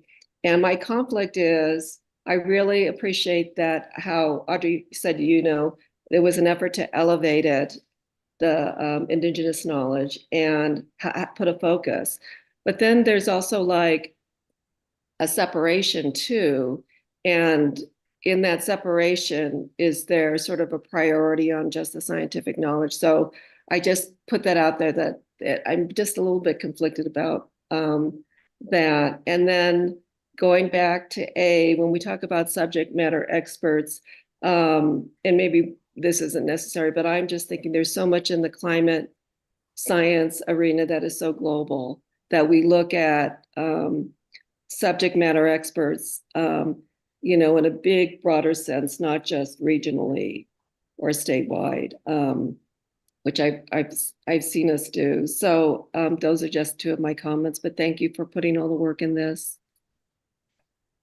Thank you, Liz. Lindsay, and then Bruce. Yeah, thank you. For the record, Lindsay McClary. Couple comments. So really like seeing the indigenous knowledge and different ways of knowing showing back up here. But just really want to affirm all A, B, and C here. And I really want to just touch on C quickly. That, if one is reading between the lines, and I don't think we need to call anything out specifically here, but if one were to read between the lines, OWEB is really creating a safe space for failure, and to be able to discuss that through the relevant adaptive management. I think that, you know, we, being realistic, we don't live in a bubble where everything works out perfectly, and we have to create space for that. I don't think that as a grant recipient, I don't think that that's always a easy conversation to have, and not all grantees accept that maybe things didn't work the way that we expected it to work in the field. And so I just really want to commend OWEB here. You know, no need to change the language or you know, specifically kind of create that window for failure, but like I just really, I interpret it as creating that space and being a leader in adaptive management and being realistic. So thank you for that. Thanks, Lindsay. And that reflects back on the who we are part of the plan around being bold and not afraid of failure so long as we're learning from it. So thank you for that. I think you've interpreted that right on. Bruce. Thanks, Eric. I affirm the body of all three of the items in this priority. I would like to see some work done on the heading on A. It may just be punctuation, but it didn't make sense to me.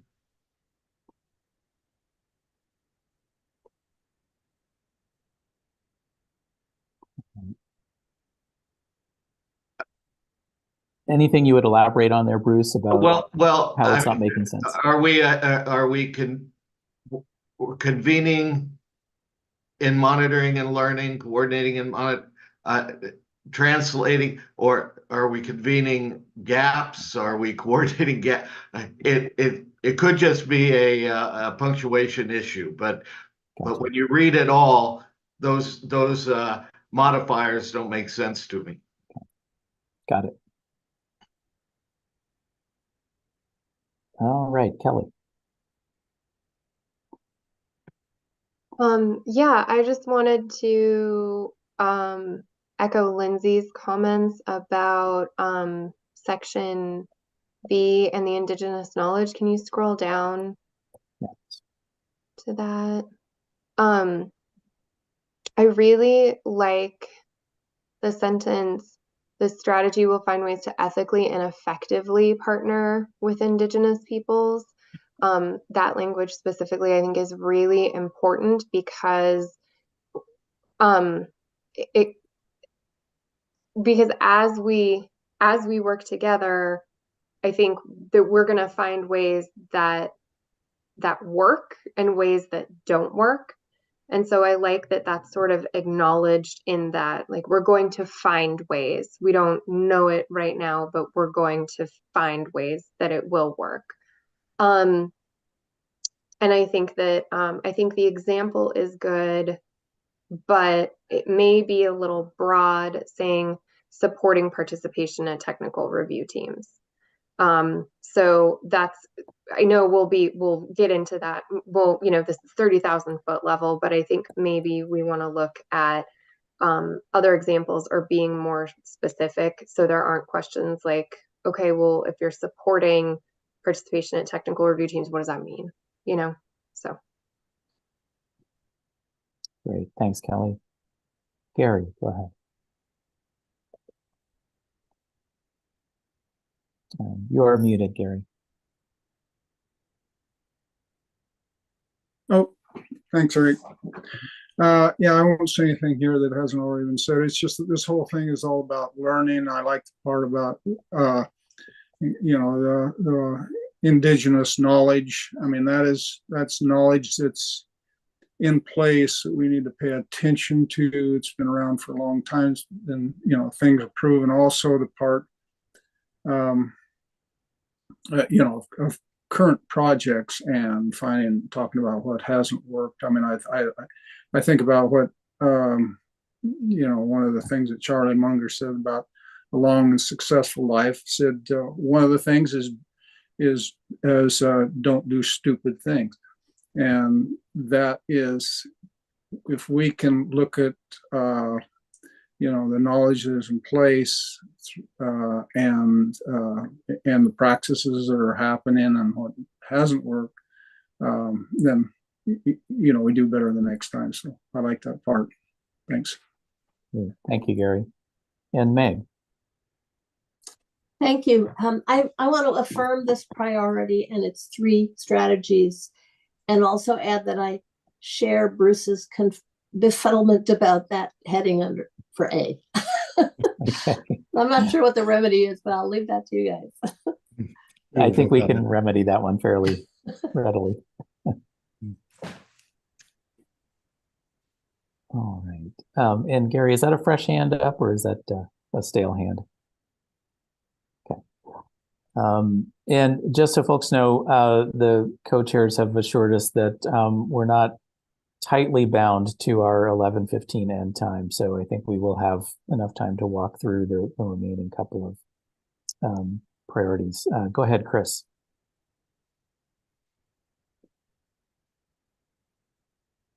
And Chris, you are muted as well.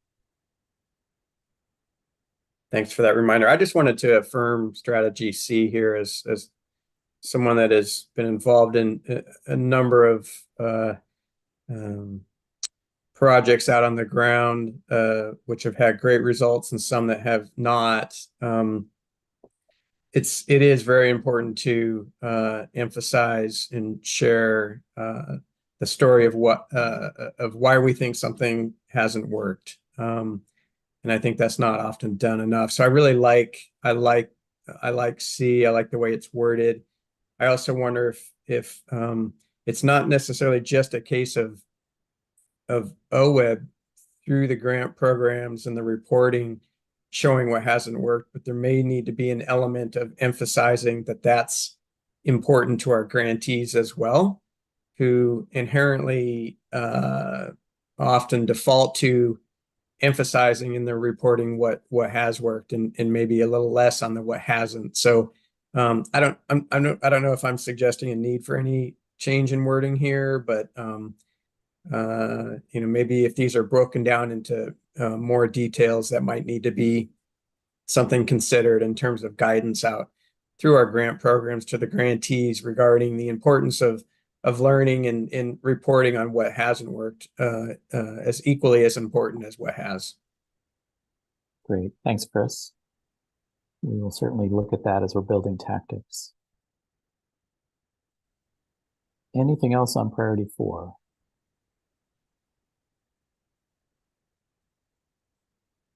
All right, let's move to priority 5, and I'll take this one. This one, it did show up in the 2018 plan as a working land specific priority. And then as I alluded to earlier, when we first presented a draft list of priorities, we had done that with the thinking that this is really kind of peppered throughout all of our priorities and did not call it out. And the board specifically requested that be put back in as its own priority, and with a significant inclusion here around urban lands and urban projects. And so you'll see this throughout the 3 strategies here, which I'll read to you. So priority 5 is increase the connection of urban and working lands to watershed health. Strategy A is promote the value of multi-benefit watershed projects. Most OWEB-funded restoration projects happen on working farms or forests. While restoring habitat alters the way land is used for production, it often provides benefits to landowners, operators, and lessees through improved operational efficiencies.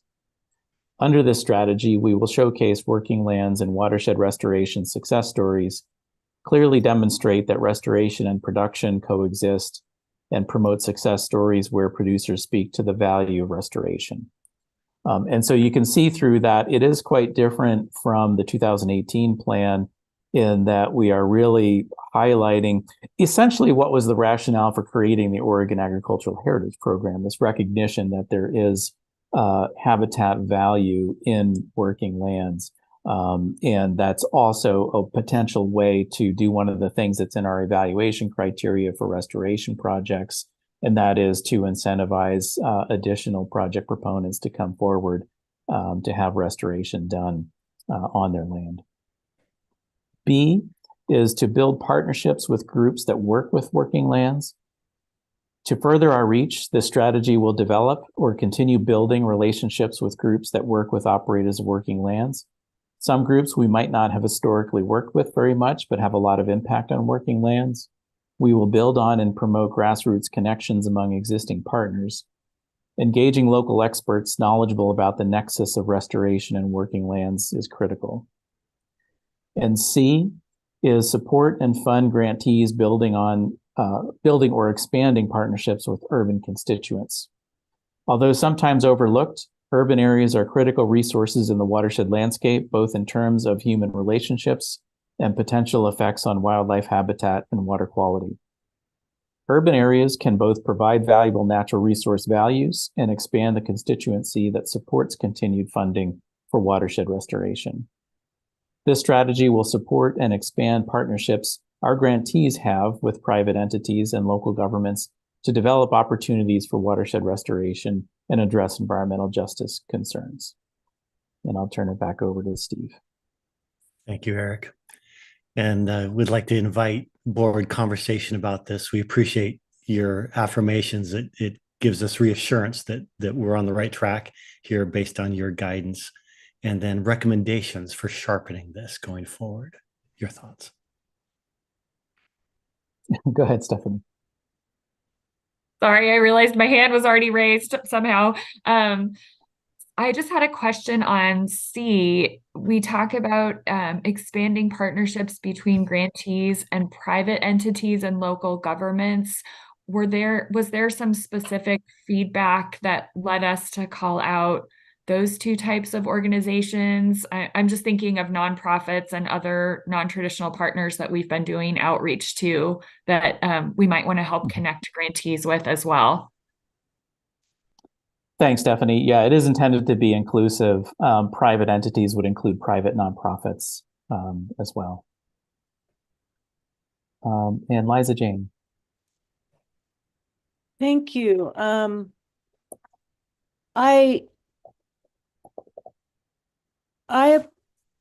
wonder about a couple things. One, throughout the document, I don't see a desire or support for I know we've talked about this before, so I'm going to bring it up. The knowledge that comes from the people that are living on the land. Often when I'm working with groups, I'll say something about something I've learned in an observation of 45 years on the land, and they'll say, well, that's anecdotal. Or that's, you don't like how, do you have the data?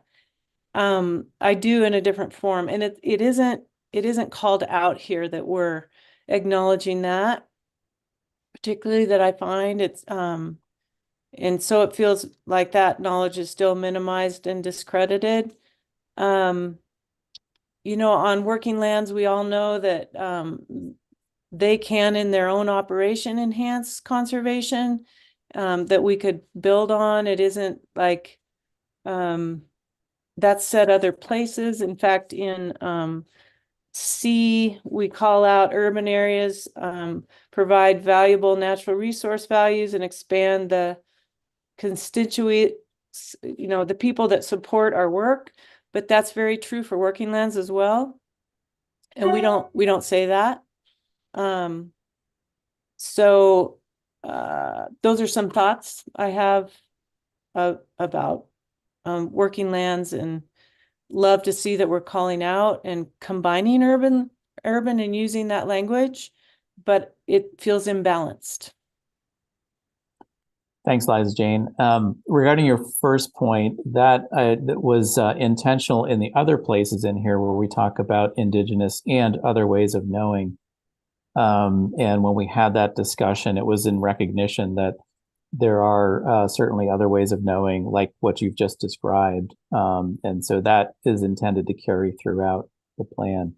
Okay, thanks. Thank you. Mark, let's go to you. Well, Liza Jane, would it help in B if the last sentence, if we said engaging the local experts, including landowners knowledgeable about the nexus of restoration and working lands, would that help? I appreciate that, but it sounds like local knowledge is not expertise. Local knowledge and expertise. Local knowledge. Local knowledge, yeah, not and experts, because that would refer that no local knowledge is not expertise, Okay. right? Which is what I'm poking at. Okay, I see what you're getting at there. Yeah. I don't have a fix. It's just a feel of, of the priority. We can return to the wording of this and see if we can shape something a bit stronger. Maybe Chris has some help. Help. Go ahead, Chris. Yeah.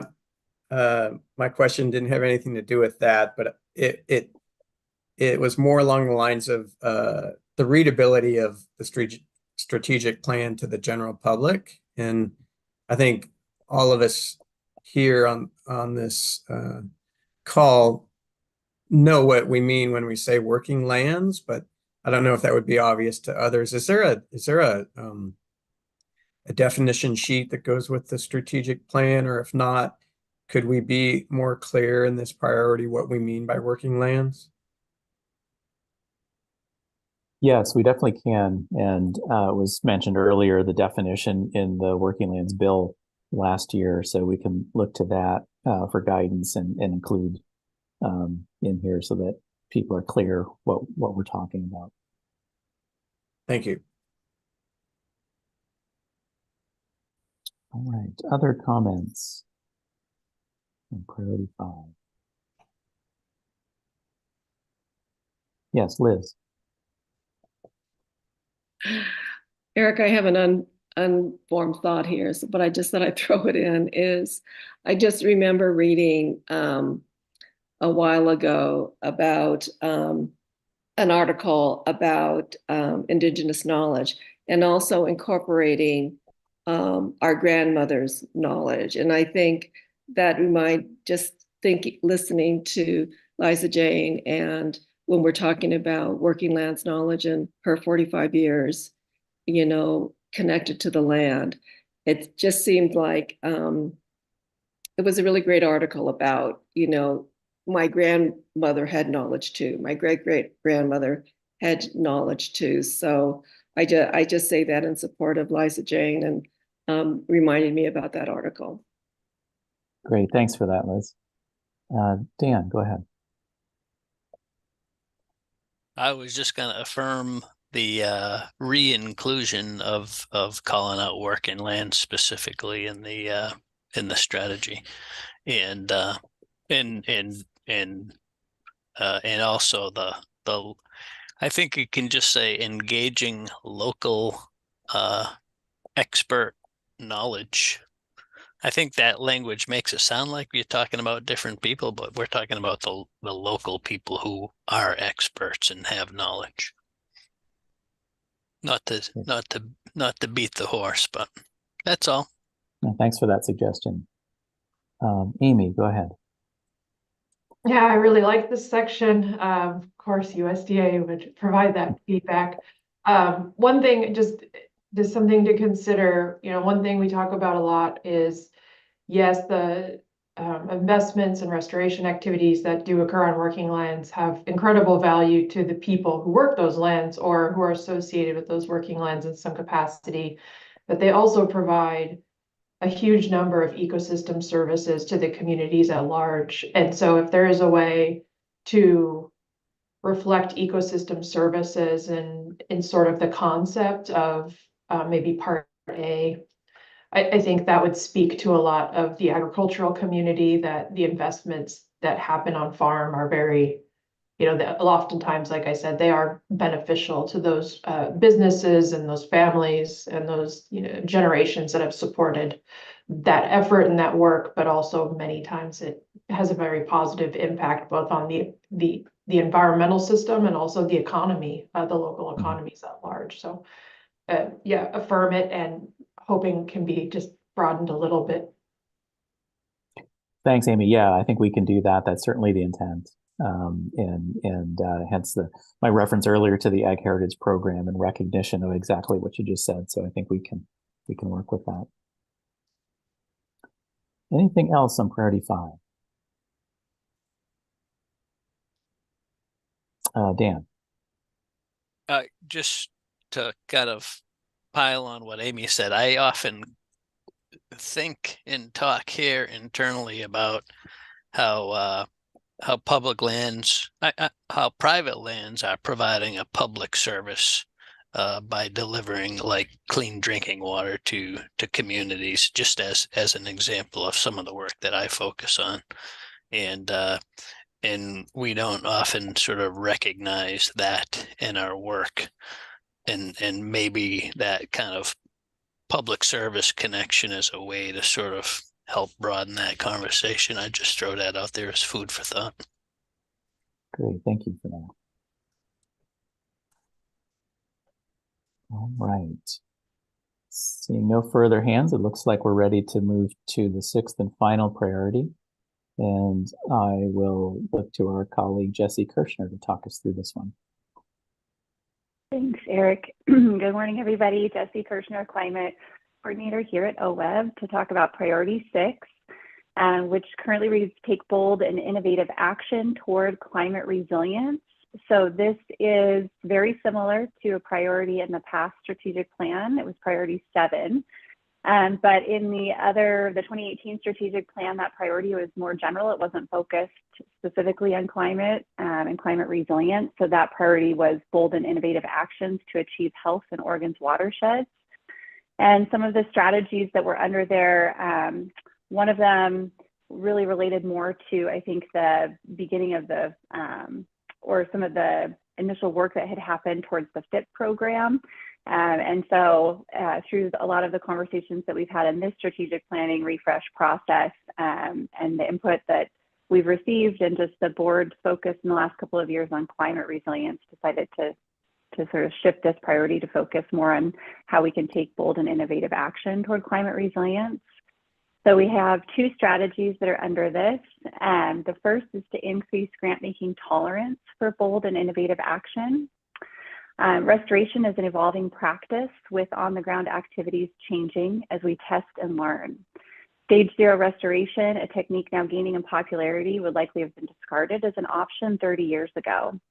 This strategy is aimed at increasing our tolerance for projects and ideas that promote bold and innovative action, understanding that there will be risks and failures, but also unexpected successes and benefits. We will showcase examples of bold and innovative approaches, sharing lessons learned and failures to encourage risk-taking by grantees and promote increased risk tolerance of technical review team members and project managers. We will also look for opportunities to bring in practitioners testing out cutting-edge approaches to stimulate new ideas and thinking among staff and partners. As part of this strategy, we will encourage innovation in the implementation of new practices for climate resilience and carbon sequestration. The second strategy is to articulate what restoration is already doing to promote climate resiliency. Many OWEB-funded restoration projects promote climate resiliency, whether it's through riparian plantings that help cool streams, floodplain restoration that helps to limit high flows, or juniper removal leading to increased soil moisture and water availability in shrublands and grasslands. Under this strategy, we will clearly demonstrate the ways in which OWEB-funded restoration projects promote climate adaptation and resilience, as well as long-term carbon sequestration and storage. We will focus on articulating climate-related benefits of commonly funded project types across different ecosystems, so that our partners, board, and others have a better understanding of how on-the-ground restoration projects contribute to a more resilient Oregon in the face of climate change. And I think this really builds off some of the strategies that were identified in the climate resolution around looking at metrics to track progress and just telling the story a little bit better. Thank you, I'll turn it back to Eric and Steve. Shall we have some discussion on priority 6? Go ahead, Kelly. I really like the language in here and throughout the document, actually, that really promotes a growth mindset for folks.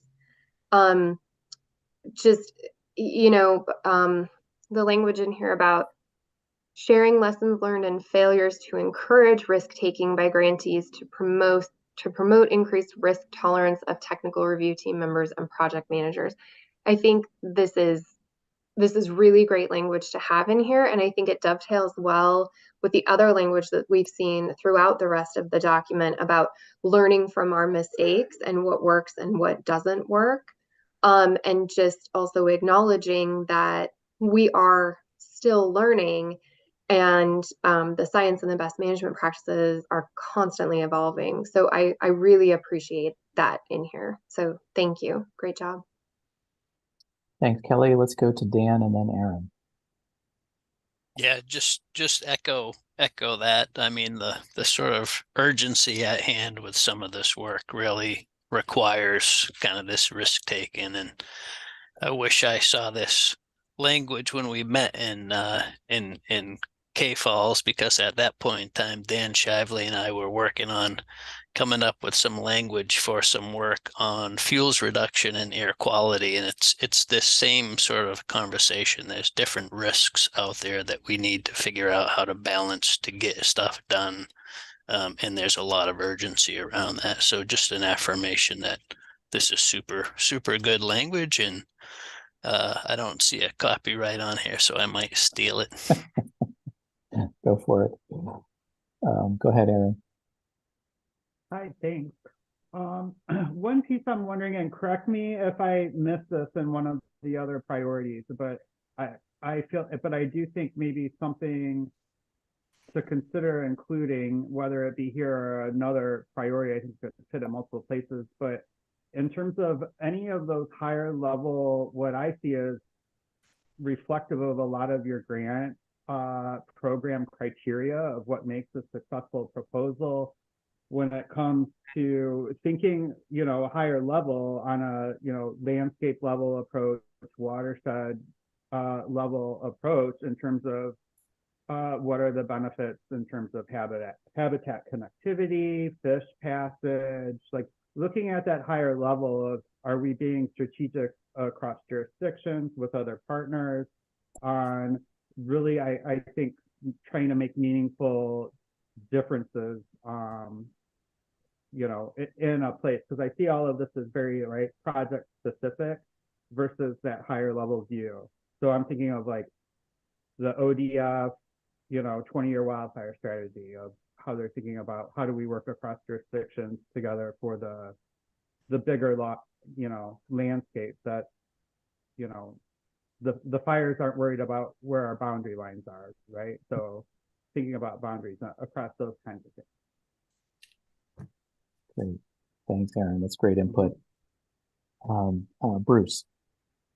Yeah, I would affirm these as well. And I would just ask that maybe we consider in adding specifically disaster risk reduction as a strategy. Certainly in Oregon, we're looking at more wildfire, floods, droughts, sort of things. And it is going to require bold, innovative actions and some out-of-the-box thinking as we look at projects for disaster risk reduction. There's a lot written on it. And so referencing it in might be a benefit. Great. Thanks, Bruce. Aaron. Yeah, well, great idea, Bruce. And I would just share, we had our road crews out clearing landslides along the North Umpqua on Highway 138 this past weekend, right? So I think that it's not just like what Bruce was getting out of, proactively getting ready, but it's, on the back end as well of these sustained efforts that are just kind of, be a part of the challenges we're all dealing with.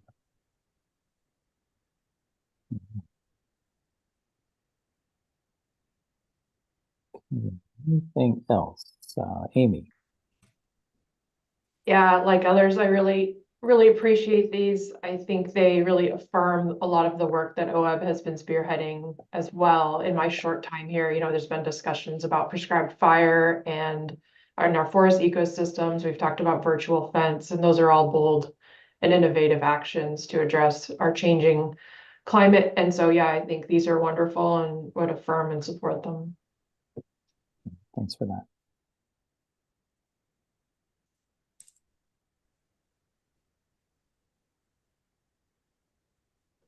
All right, it looks like we may be ready to talk about next steps. So I'll turn it over to Steve. Before we do, Jamie, do you have a comment? Yeah, just some bigger picture beyond the individual priorities, because I think the headings in general look good. But just a couple of comments, and it ties in a little bit to what Aaron was saying about project specific versus big picture. What I'm been comparing this and looking at the existing strategic plan versus this one, and we're having a lot of conversation with our partners, and now there's different funding streams, and so I think it may tie into the first priority, but it may tie into others of how or who has that big picture perspective, and then how we integrate into that. I'm not sure I'm seeing that. The comment on, and again, this goes throughout the document, it looks like it talks about urban and working lands. There was a comment, I think Chris may have mentioned it, about providing a definition, but it kind of implies that there's a gap. So is there any engagement with rural non-working lands? I know that's not where most of our projects and funding go, but just in looking at the document itself, if someone's looking at it fresh, it's like it doesn't seem to be inclusive of statewide lands in terms of the thinking and big picture approach in terms of integration with other lands. And then this, I think, compared again to the previous strategic plan, I think this one takes a big step forward in terms of incorporating Indigenous knowledge and really driving into that. And there's been a lot of comments about that. But the former talked also about underrepresented communities, which in some cases I think implied Indigenous communities, in other cases did not. But I shared a comment that Amy made back under priority 2, that 2B itself, I don't think captures the board's, or at least what I've heard from a lot of board members, interest in inclusivity.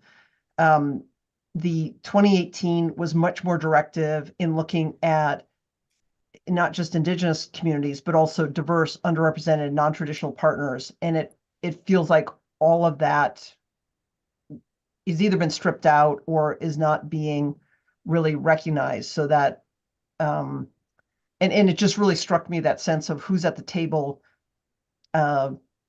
makes a difference to who speaks out and what gets incorporated into documents. So, I think there could be other BIPOC communities that would look at the difference of these two and say, wow, you've stripped out any outreach or reference or specific to other communities, other diverse or underrepresented communities or non-traditional partners. And so that feels like a huge gap.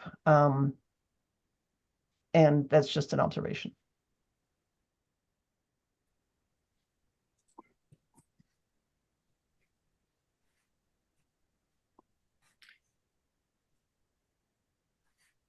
Dan has a hand up as well. Yeah, thanks, Eric. It's great to be with you all here today via video. Much, much better. Thanks. Glad my technology is working out today. Dan Shively with the Forest Service.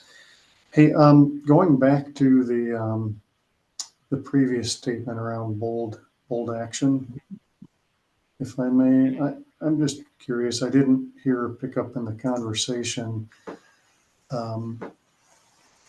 This idea around whether we're striving towards bold, innovative action techniques or practices that restore ecological processes and function.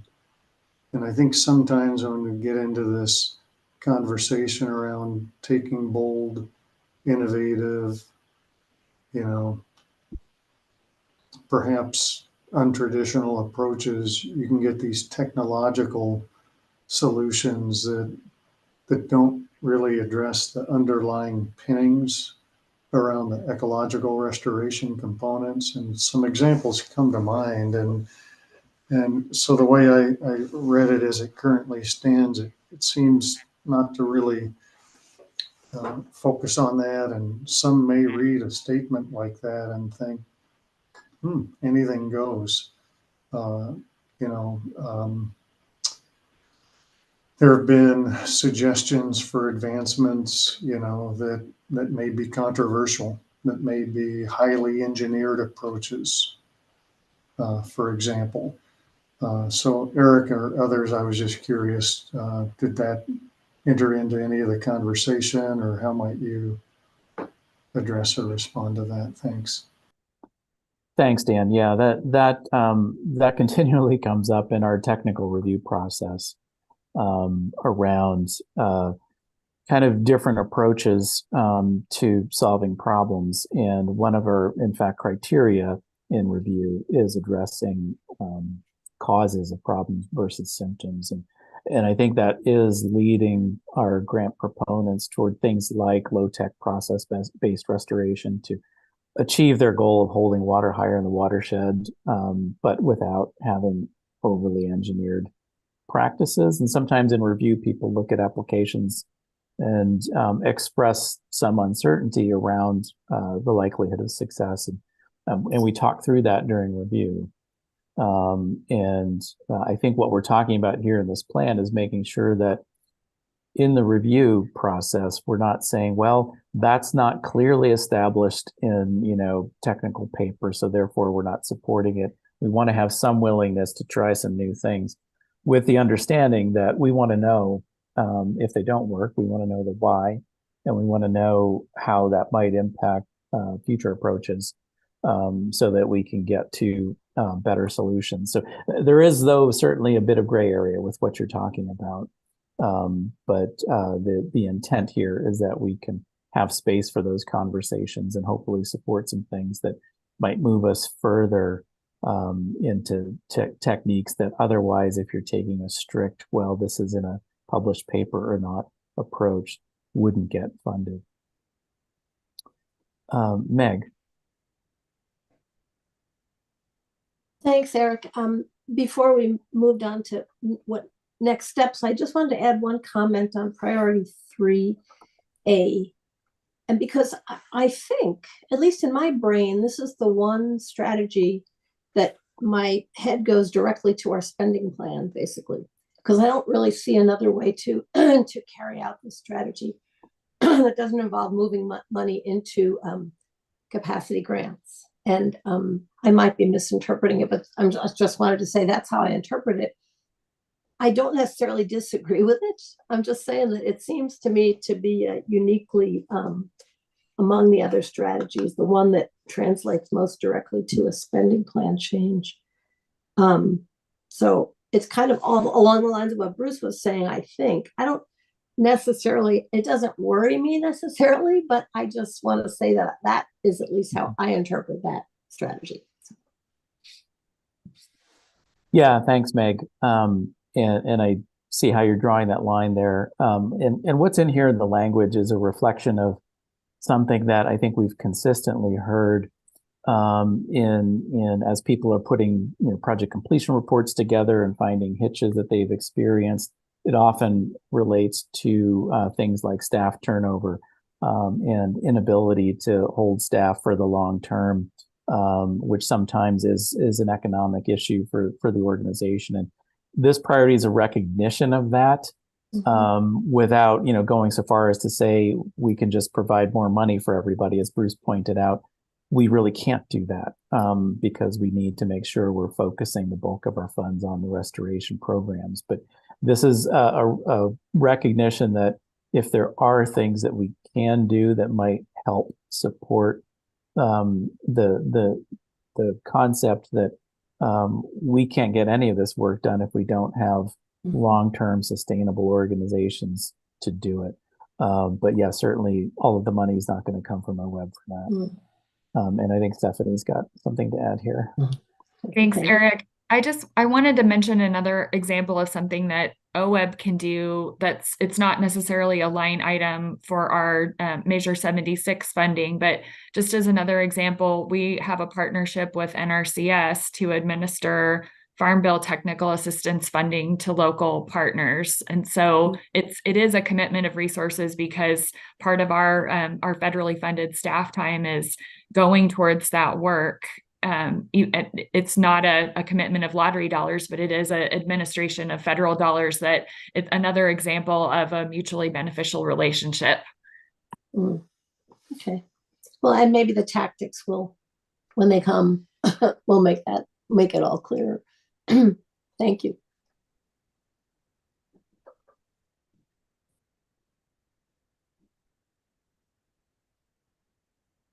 All right, Steve, I think we're ready for next steps. Next steps. Okay, we've got an immediate next step of revising this based on your feedback. We've got pages of notes. This conversation has been extraordinarily helpful. Thank you for your wisdom, guidance, discernment in this. So that will be an immediate next step. And then this review allows us to start working on building each of these strategies out. So we'll step into tactics and we'll get specific about what each of these strategies looks like in terms of objectives, activities. We'll also work some on the benchmarks for outputs and the indicators for outcomes. So the next time you'll see this, it'll have a great deal more specificity than it does right now. But thank you for your guidance at this step. All right, thanks, Steve. Any final questions or comments from board members before we close out this agenda item? No.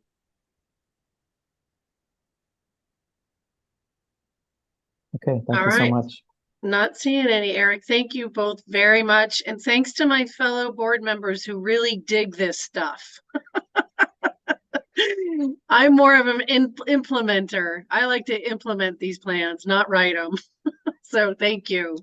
And with that, Liza Jane, we've been kind of talking behind the scenes and thought about moving our agenda around a little bit. And would ask you guys if you would like us to continue. Do you want to take a lunch break?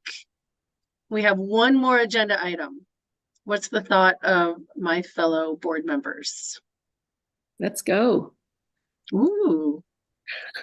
Continue. Continue, yes. Awesome. All right. And we do have Taylor and Renee. Are they on already? We are, Barbara. I see Renee. I don't see Taylor yet. Okay. Here I am. Liza Jane, take it away. I think you got it, Barbara. So Taylor and Renee, please, let's talk about the OAHC. Yes. Thanks, Liza Jane. Good morning. It is still morning. Co-chairs, members of the board, for the record, Renee Davis, Acquisitions and Special Programs Manager at OWEB. I'm joined by Taylor Larson, who is the Oregon Agricultural Heritage Program Coordinator. Before we dive into this agenda item, I want to give a huge thanks to Taylor and to Robin Meacher, who is our Conservation Easement Specialist for OAHP, for all of their knowledge sharing and patience as I've gotten up to speed on the program since we've had the reorganization and creation of the new section focused on acquisitions and special programs. So Taylor and Robin, thank you so much. So we'll be walking you through agenda item M, which starts on page 103, I believe, of your ebook. I'm going to turn it over shortly to Taylor to walk you through this, but a few things. One, this is focused on the board considering and hopefully approving nomination of 3 new members of the Oregon Ag Heritage Commission. A few pieces before we dig in. One, we really want to express an enormous amount of gratitude to the 3 commissioners who are departing. They provided invaluable expertise really from the outset of the program to really help stand it up, make sure it was workable, and struck a great balance between the needs of agricultural operators and conservation of important land. So big thanks to the 3 of them, and we're excited to present a slate of 3 new potential commissioners to you. The second piece I want to hit on is that your consideration, and again, hope for approval of these commissioners for nomination, really will help us ensure that we have a full slate on the Agricultural Heritage Commission, as we potentially are embarking on an exciting new slug of additional funding to the program that was mentioned yesterday. So we'll stay tuned to see how things play out during short session, but wanting to make sure that the commission is fully populated in terms of broad representation as envisioned by the statute and the administrative rules for the program. So with that, I'll turn it over to Taylor to walk you through the staff report. Then we're happy to answer any questions that you might have. Well, thanks, Renee. And yeah, this should be a pretty straightforward agenda item. We are looking to fill 3 seats on the Oregon Agricultural Heritage Commission, and each seat is a little bit different process. So this is a good opportunity to kind of walk through the different processes that folks have to go through to get onto the commission. So the first seat that we're looking to fill is for the seat representing agricultural interests. And this is a seat that the candidate is nominated by the Board of Agriculture. And then it comes to OWEB for the appointment. And so how this worked is we as staff ran a solicitation, did outreach, tried to secure applications for the seat. Those went to the Board of Agriculture, and then they made their formal nomination at their November 2023 meeting. And you'll see that they nominated James Robert Collins for the seat, and his application is included as attachment C. So he would be stepping into a 4-year term and would be eligible for a second 4-year term if he was interested. So that's the first seat we're looking to fill. The second seat is a seat representing tribal interests. And this is a seat that was actually vacated before the end of a term by Nathan Jackson, who unfortunately had to move out of the state and decided to step off of the commission. And so this is a seat that's appointed directly by the OWEB board. So there is no nominating body. But for this recruitment, we work closely with Ken Fecho, who is our tribal liaison at OWEB, to do direct outreach to tribes. And we only received 1 application. It was from Amanda Lowe. And you'll see that her application is included as attachment D. And I did want to make the point that because she's stepping into a seat that was already sort of in process, she would be eligible to serve the remainder of Nathan's term through January 2026, and then be eligible for a second full 4-year term. You'll notice in attachment A, where we have the terms spelled out, there is a typo that says her initial term would be a 4-year term. And so we'll need to correct the record on that because her first term, if nominated, would only be through the end of Nathan's original term.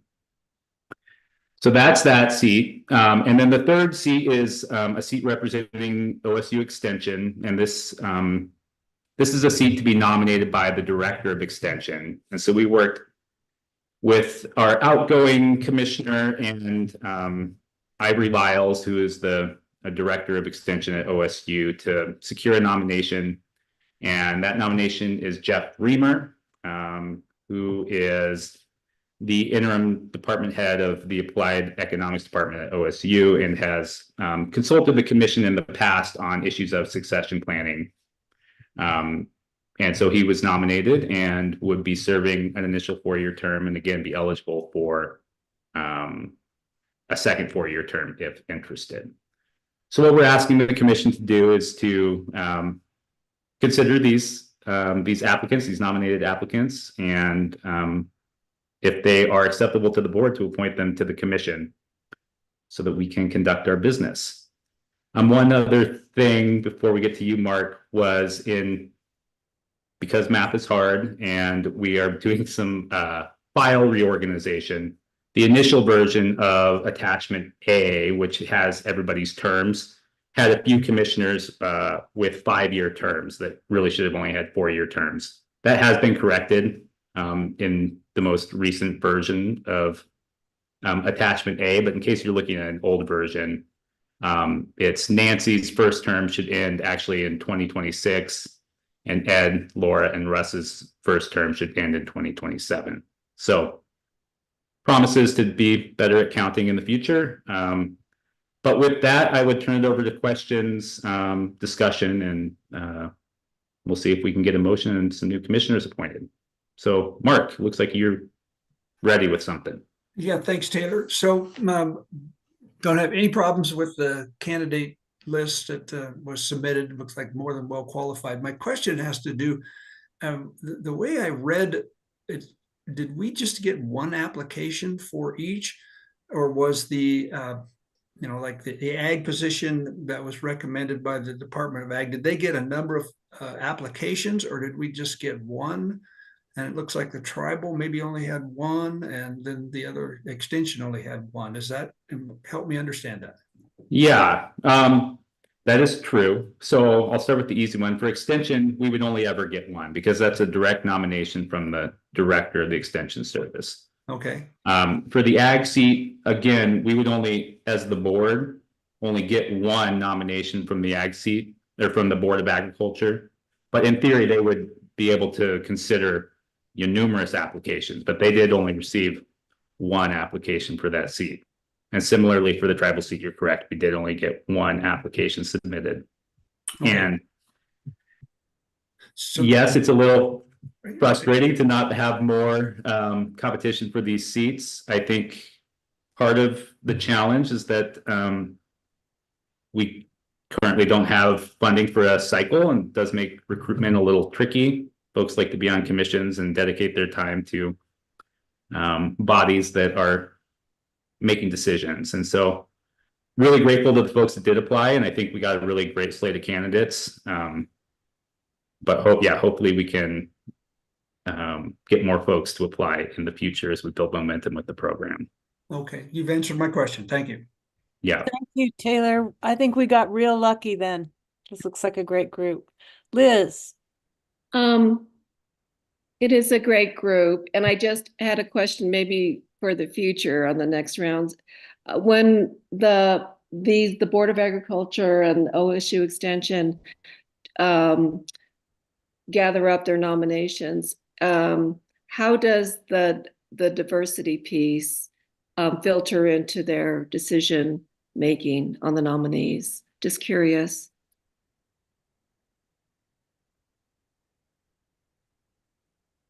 Taylor, do you want me to take that? Sorry. Are you muted? Yeah. I had a really great answer I just gave, but I'll try and give it again. I was just saying that our statute that sort of lines out this process doesn't speak to that directly. I mean, the idea is that we're sort of getting a diversity of nominations from different bodies, and their process is going to be different depending on how they sort of interpret their role. But we don't have much of a formal say in, for instance, how the Board of Agriculture goes about selecting its candidate. We do solicit the applications and try and make sure that we're reaching a diverse audience when we're doing our outreach and getting folks to apply. But once it goes to the Board of Agriculture, we really don't have much say in that. If the board were unhappy with their nomination, we could always send it back to them, but that would be that would take time, and we'd have to run a new recruitment. Does that answer your question? It does. Thank you. Yeah. It looks like Stephanie may have something to add also. I was just going to mention that we did do quite a bit of outreach regarding the vacancy recommended by the Board of Agriculture in partnership with ODA. So during the outreach that our previous director and myself had been doing, we, as appropriate, we mentioned the opportunity, just thinking about are we meeting with folks who could potentially be eligible? So mentioning the opportunities, and then we have a standing quarterly check-in with agriculture organizations, with organic food and agriculture organizations, and with the conservation community, in addition to the new partner outreach. So that these opportunities are definitely things that we mentioned during those conversations, just so we can try and get the word out And then we did email blasts as well, but just didn't want to rely on just one method to make that opportunity known. Thanks, Stephanie. Mm-hmm.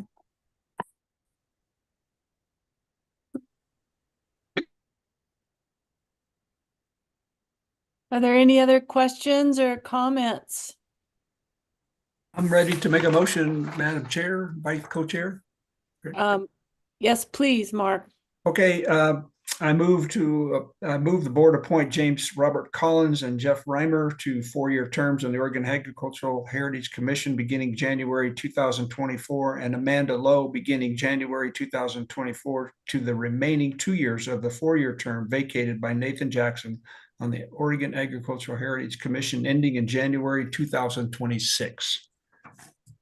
Thank you. A motion has been made. Do we have a second? I'll second. Hey, Liz, thank you. Any further discussion or questions? See none. All those in favor of the motion passing, please signify by raising your hand and saying yes. Yes. Yes. Are there any opposed? Okay, motion passes. That's exciting. Thank you. Thank you. Thanks, everyone. Okay, I am going to just wrap this with our other agenda items. I think, Stephanie, you have some things for the future. I do. First of all, I wanted to mention that as of this morning, we have a new representative from the Environmental Quality Commission, and that is Mark Webb. That name probably sounds familiar to several of you, but in case not, I'm going to just read a quick bio from the EQC's website about Mark. He's the executive director for Blue Mountains Forest Partners, and that's a diverse group who utilizes best available science and works collaboratively to increase the pace and scale of restoration on the Malheur National Forest. Prior to his current role, Mark served as a Grant County judge, in other words, on the Grant County Commission, taught at Eastern Oregon University, and worked in the field of natural resources in Eastern Oregon. He received his BA in philosophy from Reed College and a PhD in philosophy from the University of Notre Dame. Mark believes that strong, vibrant communities and healthy landscapes are inseparably linked. So very excited to have Mark join the board, and hopefully you will all be meeting him at our April board meeting in Baker City. So great news. Wanted to just preview the April board meeting a little bit. This meeting was relatively light on action items on our agenda, and April is going to be an intense meeting. So wanted to let folks know that the board will be voting on open solicitation grant awards. The board will be considering new FIP applications for funding.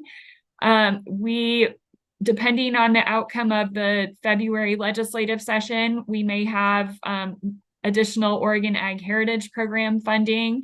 And then since we are going to be on location, of course, we want to take the time to see some of the great projects that local partners have been implementing. So in addition, the board will be considering the strategic plan update for adoption. That updated plan is due June 1st, 2024 in accordance with Governor Kotek's expectations. So that will be up for consideration at the April board meeting. Due to all of these things, we are starting on Monday afternoon, and just wanted to see if Nicole has anything to add on logistics at this time. Thanks for that, Stephanie. I don't have anything more that you all don't already know, but definitely check your emails in the near future for any updates. Thanks. Just a couple more things. One is that I'll send a follow-up email with some of the instructions that have been mentioned throughout the last couple of days, just so you've got them all in one place. If I receive an update regarding the executive director recruitment during this week, I'll make sure to share that as well, in addition to legislative updates that we might have regarding the Ag Heritage Program. And finally, I would ask, I think that Lisa made a practice of this, that if folks have feedback on the board meeting, including what worked well and what you would want us to do differently going forward, I would welcome that feedback. I really appreciate that after action debrief from all of you. Okay, is that it for now? All right. Thank you everybody for your time, your attention, participation. Thank you for the valuable committee work that you'll be doing from now till then. And I'm really excited to have you all out in the neighborhood in April. So easy trails for you, and thanks again. We'll see you soon. Thanks, everybody. Meeting Thanks, adjourned. everybody. Thank you. Bye.